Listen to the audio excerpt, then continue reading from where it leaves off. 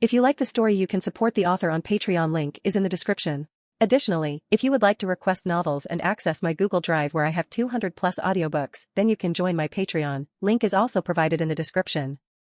Chapter 1, A Song of Ice and Fire, Viserys. No, how could there be nuclear bombs in the hands of rebels from such a third-rate country? I didn't die. Where am I? In a daze, the silver-haired teenager opened his purple eyes, and the scene in front of him gradually became clear. He felt disoriented. Although he didn't know where he was certain it wasn't a hospital. The pale purple walls were slightly worn, and the windows with their peculiar design swayed gently in the breeze. The purple curtains fluttered, giving the room a desolate appearance. The silver-haired teenager realized he was lying on a table surrounded by bottles and jars. The strong smell of alcohol permeated the air. "My head hurts," he murmured. For a moment, Viserys felt as if a wire had been shoved into his head and twisted. Judging from his limited experience of partying, this was a hangover. But even for a hangover, this pain was unbearable. Suddenly, a flood of memories began to wash over his brain, making his already pale face look even more frail. "Let her go. Ah! Brother, don't hit me, I'm wrong. I'm wrong. Dany. Buy me some more wine." "Haha, what Viserys 3, why not call you the Beggar King? How much is this crown worth?" "Brother, where should we go?" "Dany. Get up. There's an assassin." "Prince, you must protect yourself. Prince Rhaegar is dead." "Mother. The Targaryens have no dragons." Memories played out in reverse order before Viserys' eyes, like a revolving door. I am Viserys Targaryen." The two sets of memories overlapped, allowing Viserys to quickly determine his identity. He had gone from being a wandering mercenary to becoming the character in a TV series. He became the third Viserys, obsessed with restoring his country, but rejected everywhere, and finally trying to beg the Horse Lord for troops by betraying his sister. But the Horse Lord had used molten gold to finish him off. The process of memory fusion made his temples throb, and he accidentally knocked over the wine glasses and bottles on the table. Ding-a-ling-a-ling. The clinking of copper and iron bottles and jars on the ground was jarring. Several earthenware jars shattered into pieces. Viserys frowned, propping himself up with his hands as he surveyed the mess around him. Before he could react, a figure in a pale blue dress appeared, frantically picking up the pieces. The material of the dress was good but stained and watermarked, barely covering the girl's calves. The top was tight and clearly no longer fit her properly. She couldn't be called a little beggar, but she was definitely a child who had been neglected. The little girl had the same silver hair and purple eyes as Viserys. Her small arms, bare and covered with bruises, looked as fragile as young onions, stirring a deep sadness in him. This was his sister, Dany, who had been with him since childhood. He recalled her many names: Khaleesi of the Grass Sea, Daenerys Stormborn, Mother of Dragons, Shatterer of Chains, Liberator, Queen of the Andals and the First Men. But now, she was just a little girl, timid and broken from long-term abuse. Viserys' personality had become twisted with each failed attempt to restore their kingdom, and being rejected everywhere they went. He spent his days drinking and taking out his frustrations on Dany. Now, he despised his own behavior, the weak lashing out at the even weaker. Determined to change, he got up and moved to help Dany clean up. But as soon as he reached out, she quickly held her head in her hands and fell to the ground, trembling. "Brother, I'll clean it up right away. Don't hit me," she pleaded. Looking at the small, trembling figure, Viserys, with his renewed sense of self, took a deep breath. "You're not a brother, you're not a thing at all. What a lovely little sister you have, and you've made her so miserable," he thought to himself. He gently helped Dany up, her small face buried in his chest, her body shaking as if expecting the worst. A term from his old world, white-haired lowly, popped into his head. He quickly dismissed the thought and cupped her dirty little face in his hands. Dany thought her brother was going to hit her again, so she frowned and closed her eyes tightly. Her delicate features twisted together, and her dirty little face wrinkled like a bun. Her small fists were clenched tightly, and she couldn't stop shaking. "You go play by yourself. I'll clean up," came a gentle, comforting voice instead of the terrifying sleeping dragon's wrath. Viserys rubbed Dany's head and then began tidying up the room himself. Dany, who had been sent away, watched in disbelief as her brother actually cleaned up. She couldn't recall the brother who used to tell her stories every night and teach her both the common tongue and Valyrian. Since leaving the Red Keep, they had led a life of wandering. Even after settling down, her brother's kind shadow seemed to disappear, replaced by an abusive stranger. A year ago, Viserys had sold their mother's crown to throw a lavish party. Since then, he had been a completely different person, drinking and beating her all day long. Now, as she watched him clean, Dany couldn't believe her eyes. Viserys, unaware of Dany's thoughts, knew only that their situation was dire. Sir Willem Darry, their caretaker, had long since passed away. The money they brought from Westeros had been squandered, and even the house they were living in was about to expire. On top of that, Robert Baratheon had been sending assassins to kill them. Fortunately, Viserys had been vigilant and managed to escape with Dany time and again. It took Viserys about 10 minutes to tidy up the room. Cleaning was a basic skill for him, and he quickly organized the messy space. However, this new body was not as strong as his old one. Even after this light chore, a fine layer of sweat had appeared on his back. In theory, the original owner's physical condition should have been good. The Targaryen genes were there, and he had learned swordplay from a young age. Even in exile, he had no shortage of nutrition. But a year of self-indulgence had left his body depleted. Viserys, now calmer, tried to think of a way to break the stalemate. Judging by his and Dany's ages, the story of A Song of Ice and Fire wouldn't begin for another 4 or 5 years. He needed to find a way to survive until then. But this was not easy for a prince who had lost his country and was living in exile. If he could, he would have preferred not to have this identity, avoiding constant assassination attempts. His first thought was to return to his old profession, but his current body was too weak for war. So, the first task was to improve his physical fitness, which required a good diet. The problem was, he had no money. As Viserys pondered how to make money, a blue light screen appeared in front of him. Oh, there's also that. Chapter 2, Add Points, Subtract Points. Viserys Targaryen. Health, 62.4. Spirit, 94.9. Constitution, 39.6. Magic, 7.1. Dash. Skills, Diamond. Dragon Dreams, Ordinary, 256/300, plus. Skills, Gold. Warfare, Ordinary, 22/300, plus. Skills, Silver. Reconnaissance, Expert, 2896/3000, plus. Firearms, Expert, 2733/3000, plus.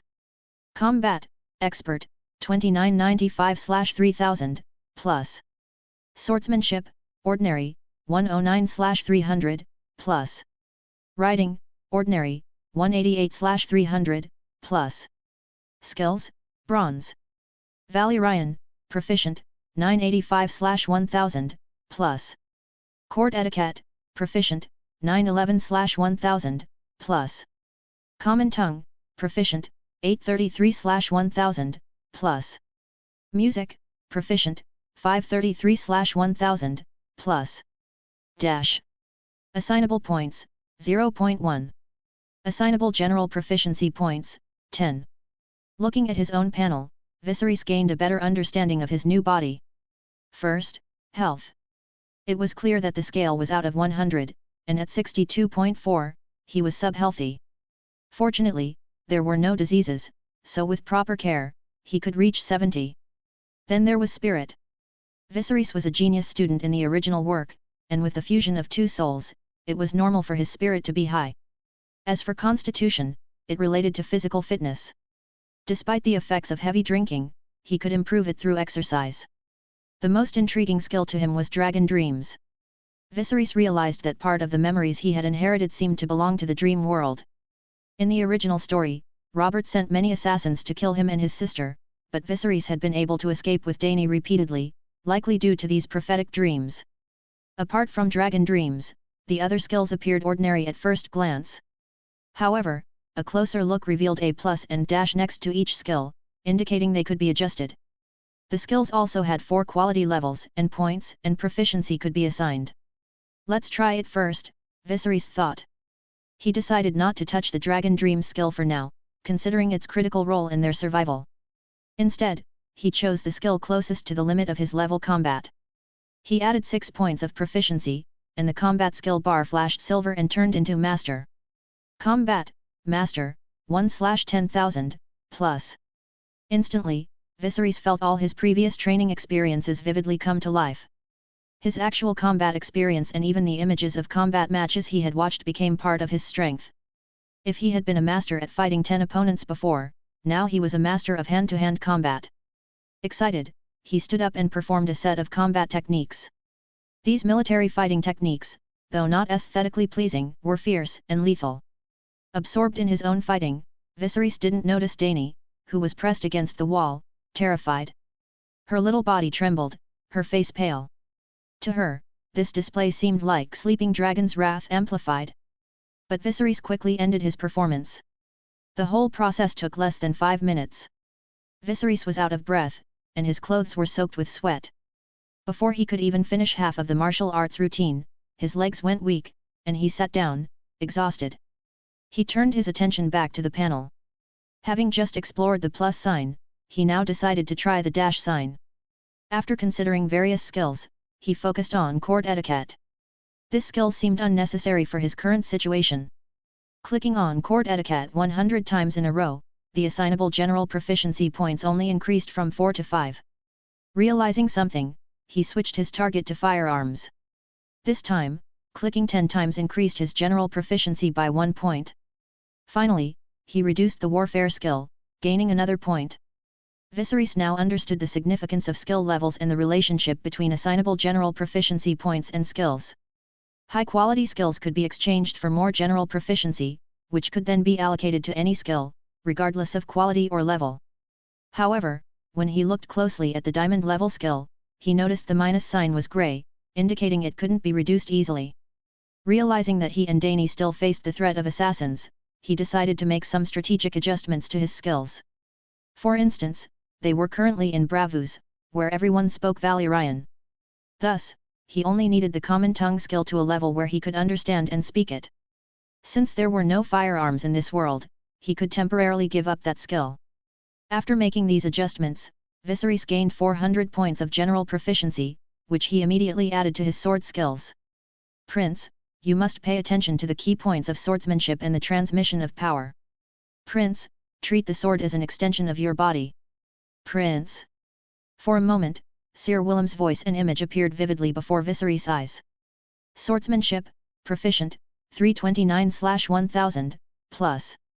Master-level combat skills combined with proficient-level swordsmanship. I can feel the power surging, he thought. However, his poor constitution meant his body couldn't fully utilize his newfound skills. Seeing that he still had 0.1 assignable points, he added them to constitution. A warm current spread from his chest to his limbs, and then quickly disappeared. Although it wasn't very noticeable, he felt slightly stronger. Meanwhile, Dany watched her brother, confused. He stared into the air, sometimes thoughtful, sometimes smiling foolishly. Her violet eyes were full of doubt, unable to understand his strange behavior. When Viserys came to his senses, it was already dark. He stepped into the courtyard, where the golden afterglow illuminated the stone slabs beneath his feet. The distant sound of the sea breeze added a sense of tranquility to the evening. He boiled some water, intending to give both himself and Dany a simple scrub. At first, Dany was nervous and scared. Her small, scarred arms were tucked in front of her chest, and she stood stiff and motionless. Normally, when her brother grabbed her head, it meant a beating. But this time, all she felt was a gentle wash. The warm water ran down her hair, mingling with her tears. Little Dany couldn't discern what kind of tears they were: fear or injustice, sadness or happiness. The sobs she tried to hold back were drowned out by the sound of the water, and Viserys didn't hear them. He only knew that Dany had been left neglected for too long, and her hair had a distinct oily smell. Dany was already 8 years old, and for psychological reasons, Viserys only washed her exposed arms and legs. Due to the limited hot water, after giving her a simple wash, the water in the basin was too dirty to use further. Viserys simply wiped the sweat off his body with the water Dany had left over. That night, little Dany rolled out her own bedding and spread it on the floor. Viserys had previously forbidden her from sleeping in the bed, a decision that now filled him with shame. Finally, after more than 3 years, Dany once again slept in her brother's arms and listened to him tell stories. Once upon a time, there was a mountain, and in the mountain, there was a temple. In the temple, there was an old holy sister and a little holy sister. The little holy sister wanted to hear the old holy sister tell a story. What story is it? Once upon a time there was a mountain. Dany sensed something was off with the story, but Viserys' soothing voice lulled her to sleep. That night, she slept more soundly than she had since their days in the house with the red door. As he watched Dany sleep, Viserys began to contemplate their next steps. Braavos, a city comprised of hundreds of islands, was known as the Bastard of Valyria. It was built by slaves who had rebelled against the Valyrian Empire. Braavos was a prosperous commercial hub, home to the famous Iron Bank, and its manufacturing and fishing industries were also quite developed. The city was particularly renowned for its assassins, bodyguards, and sex industry, though Viserys had no intention of considering the latter. He realized that the original body he now inhabited still owed a debt, making Dany a likely target for their creditors. Should he leave Braavos first? With his low constitution, the strain of these thoughts quickly overwhelmed him, and he drifted off to sleep. Beggar King, pay up! Ah! Brother! Brother, save me! No! Let her go! No! Viserys suddenly jolted awake. He had dreamed of a man and several strong accomplices breaking into the house, knocking him down, and kidnapping Dany. This was unmistakably a dragon dream. Based on past experience, what occurred in dragon dreams would become reality within a few minutes. Seeing Dany curled up next to him like a little kitten, he knew he had to act quickly. Run away? Or fight back? Chapter 3, Violent Debt Collection. According to the original plot, Viserys did not give up on his sister. The two of them spent several more years wandering until they were found by Illyrio Mopetus, a wealthy merchant of Pentos, who invited them to live in his mansion. Later, Illyrio arranged for Dany to marry the Horse Lord, Drogo. Following this pattern, the original Viserys would have chosen to stay. Viserys analyzed the situation from his dream. There were 4 intruders, 2 young men of medium height and 1 tall, bald man.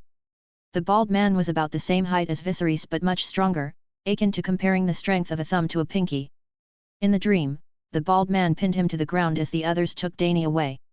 Despite this, Viserys didn't want to flee. Leaving the courtyard would mean a return to a life of wandering, with no home and no food. This was unacceptable. Moreover, having foreseen the other party's tactics and being a master of combat, he believed he could handle them. These men were ordinary people, while he had extensive training and experience. Viserys glanced at Dany, who was still sleeping. Quietly, he took his sword from under the bed and left the room. Be careful, don't hurt the little girl. Yes, sir. The 3 men responded in unison. As for that Viserys, Helbo's eyes flashed with murderous intent. Regis, break his leg. In those days, a broken bone often meant death due to poor medical conditions. Helbo believed that as long as he didn't kill Viserys on the spot, the people behind him would handle the rest. Don't worry. The bald man named Geese replied in a deep voice, subconsciously clenching his fists, producing a crunching sound. Helbo, having given his final instructions, was about to tell his servant to knock on the door. It was still dark, and they planned to take advantage of the situation to catch Viserys off guard. Bang, bang, bang. Beggar King.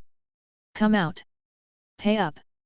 The voices of the men grew louder, drawing the attention of curious neighbors who peeked out of their windows and doors. When they first learned their neighbor was a former nobleman from West Eros, there was some talk. But after seeing Viserys' true state, they lost interest. In Braavos, a commercial city, a nobleman without money was despicable. What status could a descendant of a former dynasty have? As people woke up and prepared to watch the spectacle, Dany, who had been sleeping soundly with her face buried in Viserys' side, was awakened. Her purple eyes were full of unease. Brother! Where is my brother? Dany looked around but didn't see Viserys. She suddenly felt lost and helpless. She walked out of the room and saw Viserys standing in the courtyard. Brother! Before she could finish speaking, Viserys turned around and gestured for her to be silent, then motioned for her to go back into the room. Dany nervously retreated and peeked out of the window. What are you yelling about? I'm coming. Viserys pretended to be impatient. Seeing that his plan seemed to be working, Helbo was pleased. He could easily handle a rundown prince. Regis, when he opens the door, you hold him down. The rest of you come in with me and grab the little girl. Yes. Yes. The large, bald-headed geese stood at the door, waiting to pounce as soon as Viserys unlocked it. The others listened carefully to Viserys' footsteps and slowed their breathing.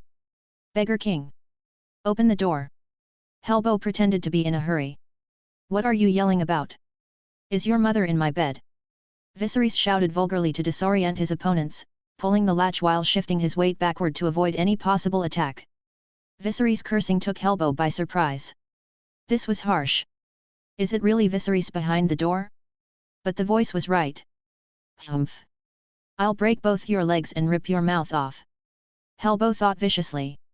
Regis, standing in front of the door, saw Viserys twitching the latch. He raised his thick arms like a bear, ready to pounce as soon as the door opened. Even the neighbors watching the spectacle knew what was about to happen. They held their breath, and Helbo's warning look made them even more afraid to make a sound. Crack! As soon as the old, mottled wooden door opened, Regis couldn't wait to slam it shut. Bang! The impact sent the door crashing back into the frame, and Viserys saw only a huge black figure lunging at him. He swiftly sidestepped to the left, avoiding the attack from the bald geese. Then, he landed a precise hook on Geese's chin.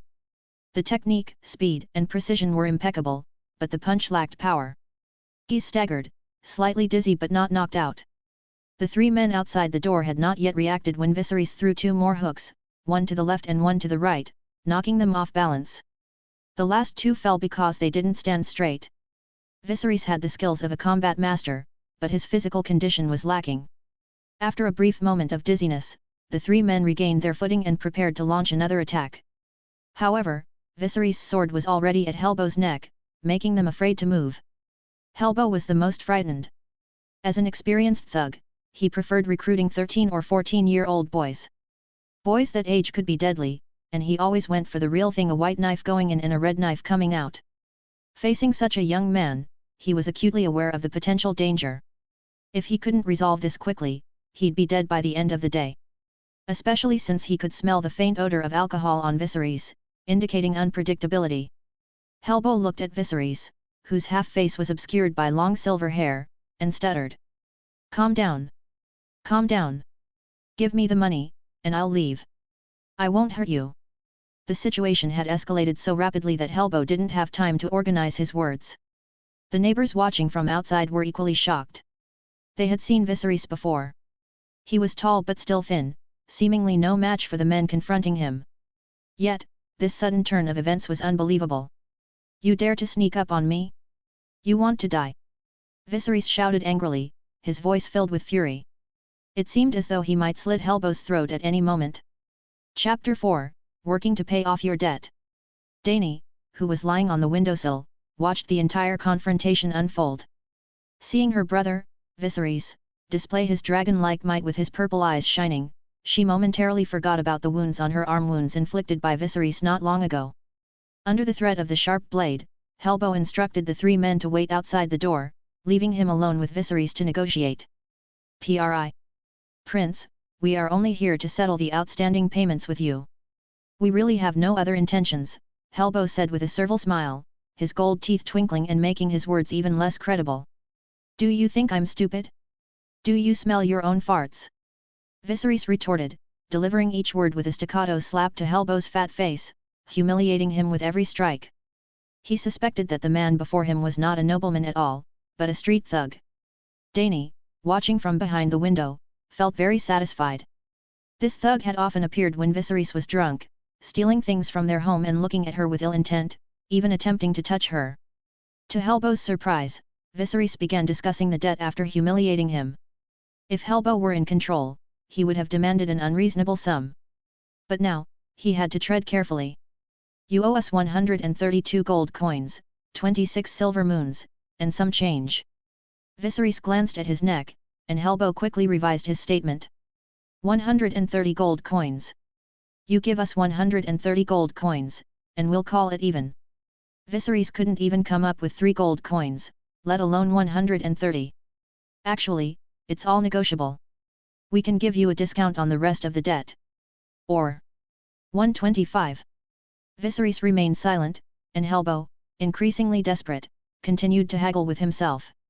It can't be less than 120. I can't give you a lower price.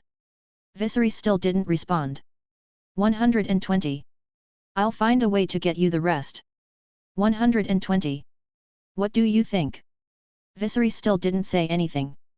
It really can't be less, Prince. Would you like to name a price? Helbo said, his respectful tone barely masking his desperation. Viserys smacked his lips and then looked Helbo in the eye. I don't have a single gold coin right now. Helbo's expression froze. But I have other repayment options. Other? Helbo's eyes shifted toward the house. Sensing his gaze, Dany gasped and quickly hid under the window. Watch your eyes, or I'll pluck them out. Viserys threatened coldly, his expression full of menace, as if he might bite Helbo's throat at any moment. Helbo shivered and quickly apologized. I didn't mean it that way. I thought you were talking about the house. You said that. Ignoring his flawed reasoning, Viserys asked, let me ask you a question first. If you receive 130 gold coins from me this time, how much will you get? Hey! Helbo, though he had a hunch about Viserys' intention, answered honestly, well, I can get about 40. The debt collection industry is indeed highly profitable. Viserys' eyes lit up. This figure aligned with what he knew from his previous life. Depending on the difficulty of the collection, the debt collector might receive half or even more of the total amount owed. Some creditors were only interested in recouping a fraction or causing trouble for their debtors. If he joined the industry, he could quickly earn enough to take care of his health and Dany. After recovering, he would join the mercenaries, maximizing his talents. Viserys said, Braavos is a big city. I'm sure I'm not the only one who owes money, right? Helbo was cautious, what you mean is... Yes, that's what I meant. Helbo lowered his head, reaching for his beard before thinking better of it and touching his face instead. He had not come here for gold but for Dany. He had assumed Viserys was an easy target but realized he was wrong. The original plan had to be abandoned, making it difficult to explain to his employer. Seeing his hesitation, Viserys added, selling people in Braavos, I think it's 10 years of hard labor, right? He pinched Helbo's neck, still smiling, but the gesture was menacing. Helbo felt his soul being squeezed.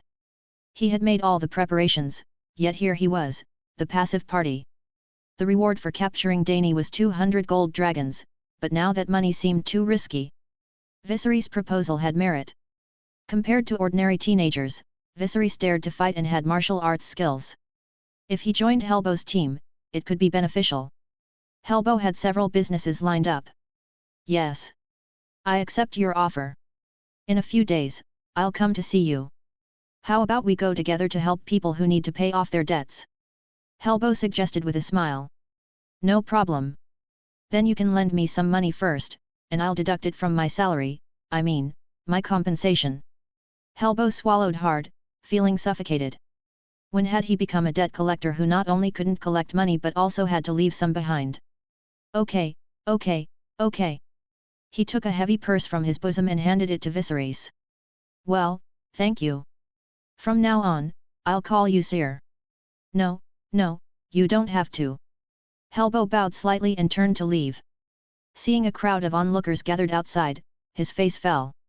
Today's business trip was a failure, severely damaging his reputation. He put on a fierce look, trying to regain some dignity. But he had not taken 2 steps when Viserys stopped him. Wait. Helbo felt a bitter taste in his mouth and quickly squeezed out another smile, the rapid changes in expression causing his facial muscles to twitch slightly. Is there anything else, Prince? Viserys pointed to the broken door and said, the door is worth 2 gold coins. Take it out of there. Dany was overjoyed. Every time Helbo came, he always took something away. But this time, not only did he leave empty-handed, he also left a significant amount of money. The money would be enough for the 2 siblings to live on for a long time assuming her brother Viserys didn't drink it all away. Suddenly, a distant roar echoed through the air. It was the Titan of Braavos, the colossal statue that signaled the start of the city's day. The people of Braavos began their work with the roar of the Titan. Let's go. Let's get something to eat. Viserys said. Okay, Dany followed cheerfully. Unlike the little girl's excitement, Viserys knew that their troubles were far from over. He remembered that the man who had lent him the money seemed to be a shipowner with 3 or 5 ships under his command. In those days, good sailors were hard to come by, and any shipowner capable of managing them was naturally formidable. If the shipowner couldn't get Dany, he might try something else.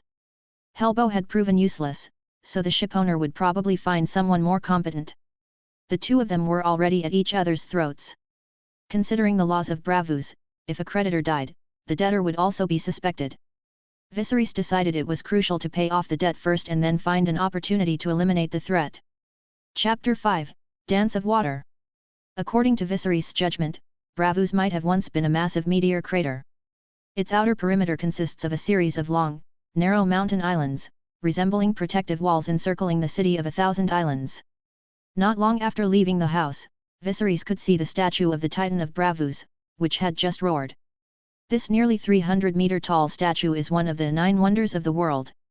Every corner of Braavos offers a view of this magnificent statue. It may have been carved into the mountain, but it could also be magic. Viserys mused. After all, magic existed in this world, and it was present in his own panel, so the assumption was not far-fetched.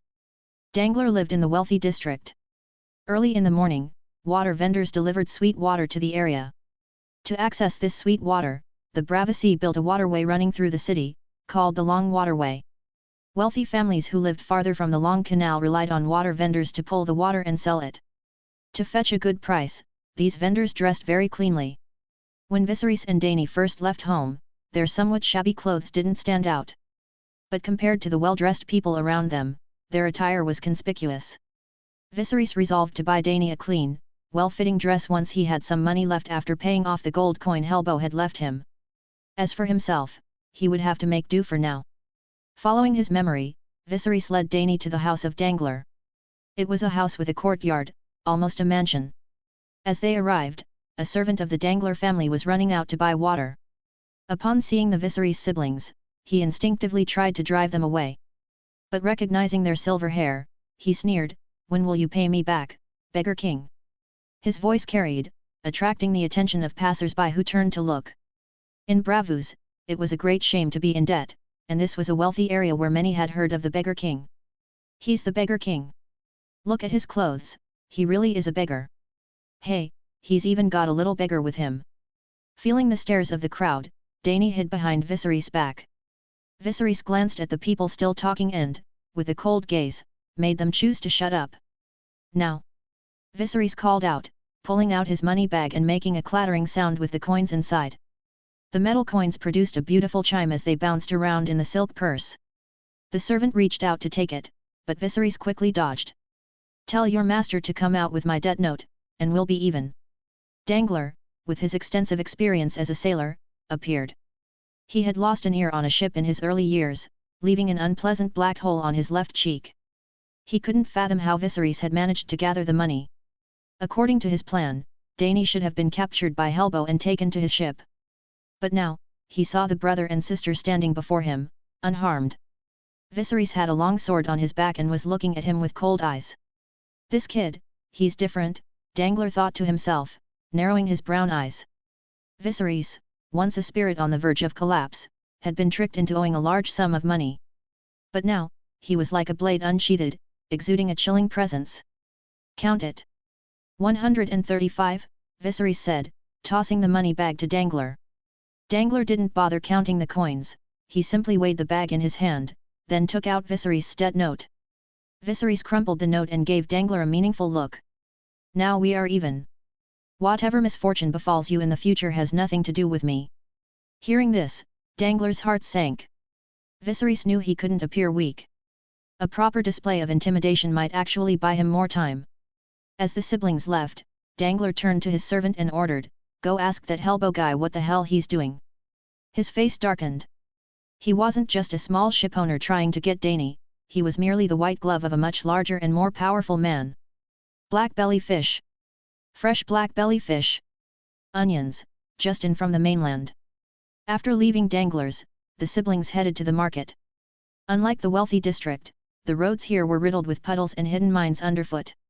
The two walked through the market, with Dany trailing behind Viserys like a duckling after its mother. Braavos, a sprawling city, was divided into 7 or 8 smaller towns. Viserys and Dany lived in Bitterwell town, aptly named for its poor quality drinking water but cheaper vegetables. The staple food for the common people in Braavos was fish, and vegetables were a rare commodity. Viserys had previously avoided places like this market. But now, this place, devoid of industrial civilization, felt novel to him. Although he used to be a commoner who often begged for money, his targets were usually the upper class of Braavos. Among the common people, he wasn't well known. Additionally, while Braavos had its own descendants of Valyria, white hair and purple eyes were rare but not sensational. His handsome face, however, still brought him some advantages. "Hey, sister, how much is this fish?" Viserys asked, a smile on his lips, his good looks evident. The female stall owner, wearing a dark green vest, blushed slightly. 5. I mean 3 iron coins for one. 3 coins a reasonable price. Okay, please pick me out a few. Okay, the stall owner's voice softened, almost like a whisper. Somehow, the fish today were particularly slippery, and the woman was a little flustered. Even so, she picked out the fattest sea fish for Viserys. Under the guise of handing the fish to Dany, she slipped a few extra oysters into the bundle. As the brother and sister left, the woman felt a surprising sense of loss, so much so that she didn't hear her customers calling out to her. "Boss! Are you still open for business?" A grumble pulled her back to reality, and her previously cheerful expression turned sour. "What are you yelling about? Pick what you want." After leaving the market, Viserys bought 2 more daggers. With these, his close combat killing power would reach a new level. Additionally, he anticipated needing more tools next time, so he found some elastic rope at the market and planned to make 2 simple crossbows. He then bought Dany a linen dress. Although the material and color were not as fine as her blue dress, it was clean, suitable, and Dany liked it very much. Just as the siblings were about to leave, a commotion arose around the market. "There's a duel between 2 swordsmen in the square." A boy in a yellow long-sleeved shirt shouted as he ran, drawing everyone's attention. Instantly, many people paused their activities. Idle chatter ceased, leisurely strollers stopped, and even young lovers were momentarily distracted. "Let's go, wait for me. Hurry up. This time it's Kells, the swordsman under Lady Lyta. He's a master of the water dance." "Dance of the water? Isn't that the famous skill of the little wolf girl Arya Stark?" Intrigued, Viserys decided to take Dany over to watch. Chapter 6, Automatic System. As news of the duel spread, the market didn't empty out entirely, but it grew much quieter. Dany's eyes sparkled with excitement, clearly wanting to go. Ordinarily, Viserys would have forbidden her from running around, but seeing her eagerness, he relented. "Let's go. Let's take a look," Viserys said, putting the water jar in a relatively hidden spot. He took Dany's hand and they hurried toward the square. Dany's face flushed with excitement as she tried to keep up with Viserys' pace. Viserys was very interested in the so-called water dance. Arya Stark, Ned's daughter, had learned the water dance from a Braavos swordsman in King's Landing, and she used this skill to kill the Night King. These techniques were truly remarkable. Realizing Dany's short legs couldn't keep up, Viserys picked her up under his arm and strode toward the square with long steps. They arrived just as the 2 swordsmen were in the middle of a fierce battle. "Dany, come!" Before she could react, Dany found herself on Viserys' shoulders. At first, she felt a bit embarrassed but quickly settled, feeling this was better than when she was little. Perhaps it was a compensation from the 7 gods? Dany soon focused on the 2 swordsmen. To Viserys, the water dance technique resembled the fencing competitions he had seen. The 2 swordsmen appeared to be around 20 years old, standing sideways and fighting on a single line. One wore a light yellow shirt, the other a dark red one. They moved swiftly and gracefully, like deer in the mountains or squirrels on tree branches. The light from their swords flashed, drawing cheers from the crowd. Despite the elegance, the fight was brutal. The man in the yellow shirt had several wounds, with bright red blood soaking his clothes, making him look miserable. The scene scared Dany, who nervously grabbed Viserys' shoulder. Viserys, however, was fully engrossed in the duel. He observed that the water dance swords were very narrow, aimed at speed. Though not as thin as fencing swords, they were only about 2 fingers wide, likely ineffective against armor. Still, the swordsmanship had merits, especially in footwork. Unlike the stability-focused swordplay of Westeros, the water dancers prioritized agility. Viserys decided that if given the chance, he would learn this technique, and teach it to Dany too. In their current situation, acquiring more skills could only help. Predicting the duel's outcome, Viserys noted that despite the yellow-shirted swordsman's injuries, they were superficial. The maroon-shirted swordsman, though appearing fine, was in worse condition. His steps were already disorganized, his deeper injuries masked by the color of his clothes. As their bloodied clothing soaked, Viserys saw that Dany seemed scared. "Let's go," he said, taking her away. "Yes," Dany nodded, relieved. Dany was very happy. To her, Viserys was becoming more and more human. Not only had he stopped abusing her, but he also carried her around to watch duels, and now, he even cooked for her. The sweet, braised fish melted in her mouth. The joy brought by a satisfying meal was incomparable. Soon, the two siblings had eaten their fill. Dany tried to help with the dishes, but Viserys stopped her. "We just finished eating. Let's talk about it later." Dany nodded and sat down next to Viserys. She felt that her brother had changed a lot, but she couldn't figure out why. Her little brain worked hard to understand. She inched closer to Viserys, and when he didn't object, she rested her head on his lap. Viserys opened his arms and let her rest, soon hearing the light sound of her snoring. He opened his panel to see if he could improve his skills. As he did, he noticed something strange. "I remember that firearms became an entry-level skill yesterday, but now it's a ordinary skill." Viserys had reduced his firearms skills to entry-level, 100/100, plus, but now it had become ordinary, 87/300, plus. He looked at his skills in court etiquette and common language, and sure enough, they had both increased by dozens of points. The other skills that had not been deducted remained unchanged. Despite the oddity, Viserys was excited. This meant something significant. If he learned more skills and mastered them to a certain extent, he would gain a steady stream of proficiency points. He checked the assignable points again and found they had increased from 4 to 17. "Hey! I've gained 13 points." He saw that the assignable points had now become 0.1, seeming to refresh every day. Assignable points seem to increase by 0.1 daily, and proficiency points fluctuate, he mused. He had only been in this world for less than a day, so there were too few samples to draw concrete conclusions. However, Viserys realized his system was more powerful than he had initially estimated. For now, upgrading his swordplay and combat skills would take time. Therefore, he needed to start making crossbows as soon as possible. He glanced at the gutted fish on the ground. The merchant had told him that the fish contained paralytic toxins and needed to be cleaned thoroughly before eating. After carrying the already asleep Dany back to bed, Viserys began working on the crossbow. In addition to the crossbow, he also wanted to set up some warning mechanisms. As he looked at the wooden doors in the wall, an idea began to form in his mind. Dangler had experienced a string of bad luck over the past 2 years. He once commanded 5 ships, but 4 had sunk, and the 5th was still missing. Now, he was teetering on the brink of bankruptcy. At this desperate moment, a Braavos nobleman from the upper reaches of the Long Canal approached him. This nobleman, of course, didn't show his face but sent a servant to offer Dangler a hefty sum of 1,000 gold dragons to acquire Dany, the princess of the fallen kingdom. The nobleman chose Dangler because, even before he became wealthy, Dangler had been a hooligan with a lot of experience in shady dealings. He was a qualified white glove, capable of handling delicate and dirty work.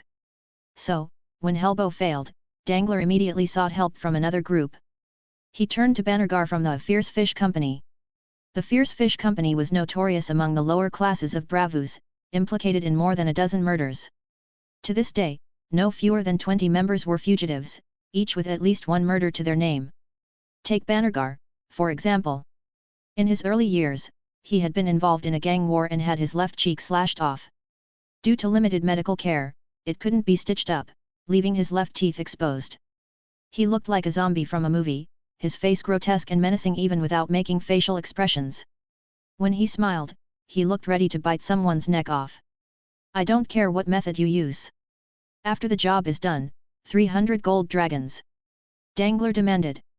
Bannergar sneered, I've seen that little bitch from the fallen kingdom. Even without her status, she's worth 500 gold dragons just for her face. Do you think I'm stupid?" As he spoke, Bannergar twisted his neck, deliberately showing Dangler his yellow, mottled teeth. But Dangler was no saint either. This is Braavos. Do you know how much it would cost to settle this just because she is a fallen princess? Dangler countered. Bannergar was unmoved. He took a sip of wine and stood up, then find someone else. He pretended to leave, testing Dangler's resolve. 1 step, 2 steps, and Bannergar was about to leave. It was only about 10 steps from Dangler's desk to the door. Dangler finally caved, name a number. Bannergar smiled and turned around, his relatively intact right cheek submerged in darkness, while the light from outside shone on his broken left cheek, making him look like a ferocious fish with its teeth bared and claws outstretched. 500 gold dragons, plus 20% of the last ship you own, Bannergar demanded. Dangler knew that Bannergar was also trying to clean up his act and planned to buy some property. Done. Dangler agreed. Chapter 7, Violent Debt Collection 2. Raise your hand higher. Shoot it at me. Viserys instructed. Dany held the crossbow that Viserys had made for her, her small, thin arms trembling as she fired it. Whoosh! The arrow flew, but Viserys barely had to move to avoid it. He simply stood there, and the arrow didn't even come close. Why are you closing your eyes again? If you keep doing that, you'll have to do extra training at night. Viserys scolded. Dany pouted, feeling a bit aggrieved. Why is Viserys so strict again? Since he made the crossbows, he had been making her practice every day. Her arms were sore, and her delicate hands had blisters. It wasn't until Viserys sewed her a simple pair of gloves that the problem was alleviated. In truth, Dany couldn't be blamed. She wasn't yet the mother of dragons she would become. She was just a shy little girl, and Viserys, with habits from his previous life, sometimes let his tone become harsh or irritable without realizing it. This made her think the old, cruel Viserys had returned, which scared her. Seeing her expression, Viserys knew he had pushed her too hard. He desperately hoped that Dany would be able to protect herself to some extent, but she was only a little girl under 8 years old. Not every child was as ruthless as Arya Stark, who was brave enough to kill at a young age. Judging by the future performances of Dany and Arya, Dany would focus her talents on politics, while Arya would excel in martial arts. Viserys went over to Dany and rearranged her hair, which was damp with sweat and sticking to her forehead. Take a break, he said, taking the crossbow from her hands. But she pulled back and shook her head. No, brother, I'm not tired. She retrieved another wooden arrow from her waist bag and expertly loaded it. Okay, this time we'll change the target to that wine jar. Viserys positioned himself behind Dany, taking her hand holding the crossbow and pointing it at the wine jar 20 paces away. When shooting, you must look at the target, not the crossbow, and definitely not close your eyes. Viserys' patient teaching calmed Dany's nerves. You have to look at your target and imagine the crossbow in your hand as part of your body. Nothing will escape your eyes. Fire! Dany pulled the trigger, and the clay wine jar was pierced with a dark hole. I hit it! She exclaimed, turning to Viserys with her violet eyes sparkling with excitement. Good, practice more and get the feel for it. Dany nodded vigorously and took out another crossbow bolt. In just over half a month since Helbo and his gang last paid a visit, the siblings' self-defense skills had improved considerably. Dany, for instance, could hit a target within 10 paces 5 or 6 times out of 10, and within 5 paces almost every time. She was no longer the helpless lamb she had once been. Viserys, meanwhile, had focused on improving his constitution over the past 10 days. He had already increased his physical strength to nearly 45 points. The main reason for this improvement was that he had stopped drinking, allowing his body to recover naturally. Any further gains would have to come gradually, but he estimated that with half a year, he could raise his constitution to around 60 points. This would be the level of an adult strongman, capable of serving as a heavy infantryman or heavy cavalryman in the army. With a year of training, reaching 80 points seemed attainable, equating to the level of an ordinary general. Factoring in the system, which could provide 36 attribute points per year, he could undoubtedly grow into a first-class general. The sellswords scattered across the continent would be a paradise for him to excel in. Additionally, some of his skills had recovered significantly. His firearm skills had returned to the proficient level, and he had made progress in other areas as well. However, he still had a long way to go before advancing from proficient to expert in swordsmanship. During these 10 days, Viserys had noticed several unfamiliar faces around his house. These individuals thought they were being discreet, but to a skilled scout, they were glaringly obvious. By following their trails, Viserys had managed to get close to their lair at night and discovered their origins. If his physical fitness were even half as good as it had once been, he was confident he could track them down completely. He estimated that the group would make their move within the next 2 days, which was why he had been so insistent on Dany practicing with the crossbow. In Braavos, items like bows and arrows were controlled, but a sharpened wooden stick could be just as effective. The gang would never come after him in armor, so a sharpened stick would be enough to pierce human skin. Fierce Fish Company. Let's see how fierce you really are, he muttered. Raising his hand, he shot, skewering 2 leaves and nailing them to the door. Bannergar took Viserys' business very seriously. This was his chance to rise from the ranks of the landless riffraff to the merchant class and improve his social status. In Braavos, merchants were a respected profession, considered the backbone of the city. They even had a better chance of being elected as the Sea Lord, the supreme ruler of Braavos, than the average citizen. The requirements for becoming a merchant were very strict. First of all, one needed to own property. In Braavos, the sale of property required a guarantor, and no one would guarantee a man with Bannergar's background and criminal record. He had finally managed to get a guarantee from Dangler, so he wasn't about to let this opportunity slip away. This time, he was going all out. He learned from Helbo that Viserys was particularly good at melee combat. So, Bannergar hired a master water dancer at a high price. In addition, he brought 5 of his men, each armed with a wooden spear. Tonight, they were here for Viserys' life. Inges, let's get ready to move. Inges was the sword dancer he had hired. Inges, in his early 30s, had a scar on his left eyebrow and yellow eyes, one big and one small, suggesting a past injury in battle. He had fled Braavos after mistakenly killing someone but was found by Bannergar, who promised him a generous reward for this job. Inges replied briefly. After this deal, he would take the murder charge, leaving Bannergar worry-free. In addition to him, Bannergar had also paid off the guards in the area to make their ears less sensitive, ensuring absolute certainty in his plan. After confirming everything with Inges, Bannergar gave his men some final instructions. Leaving 1 man on guard, the group slipped into the darkness, heading for Viserys' quarters. At that moment, Viserys suddenly opened his eyes. He had just woken up from a dragon dream in which he had been attacked. Dany! Dany! Wake up! He called. Groggy, Dany heard Viserys' call.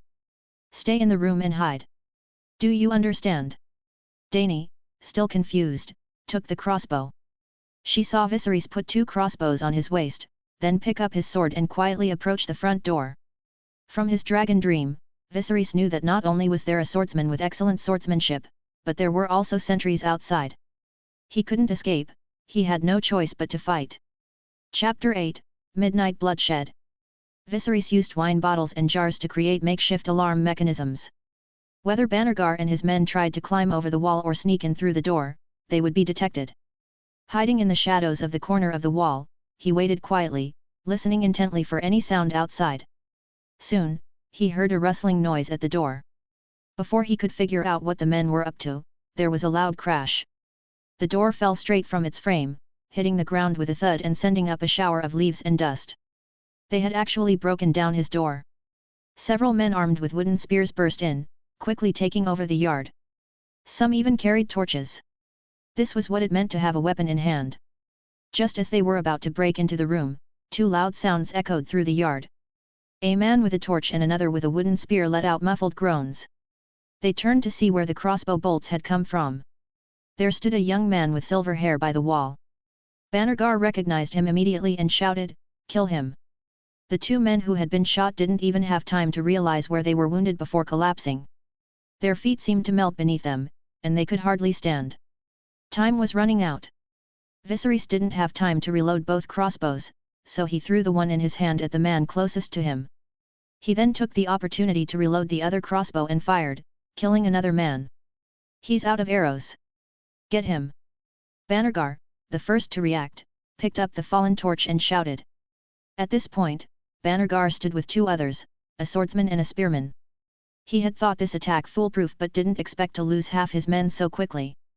Bannergar looked at Viserys, his exposed fangs gleaming in the torchlight, making him look like a ghost crawling out of hell. He licked his lips menacingly. Viserys and the swordsman simultaneously drew their swords and faced off. "This guy's got some skill," Viserys thought as he sized up his opponent.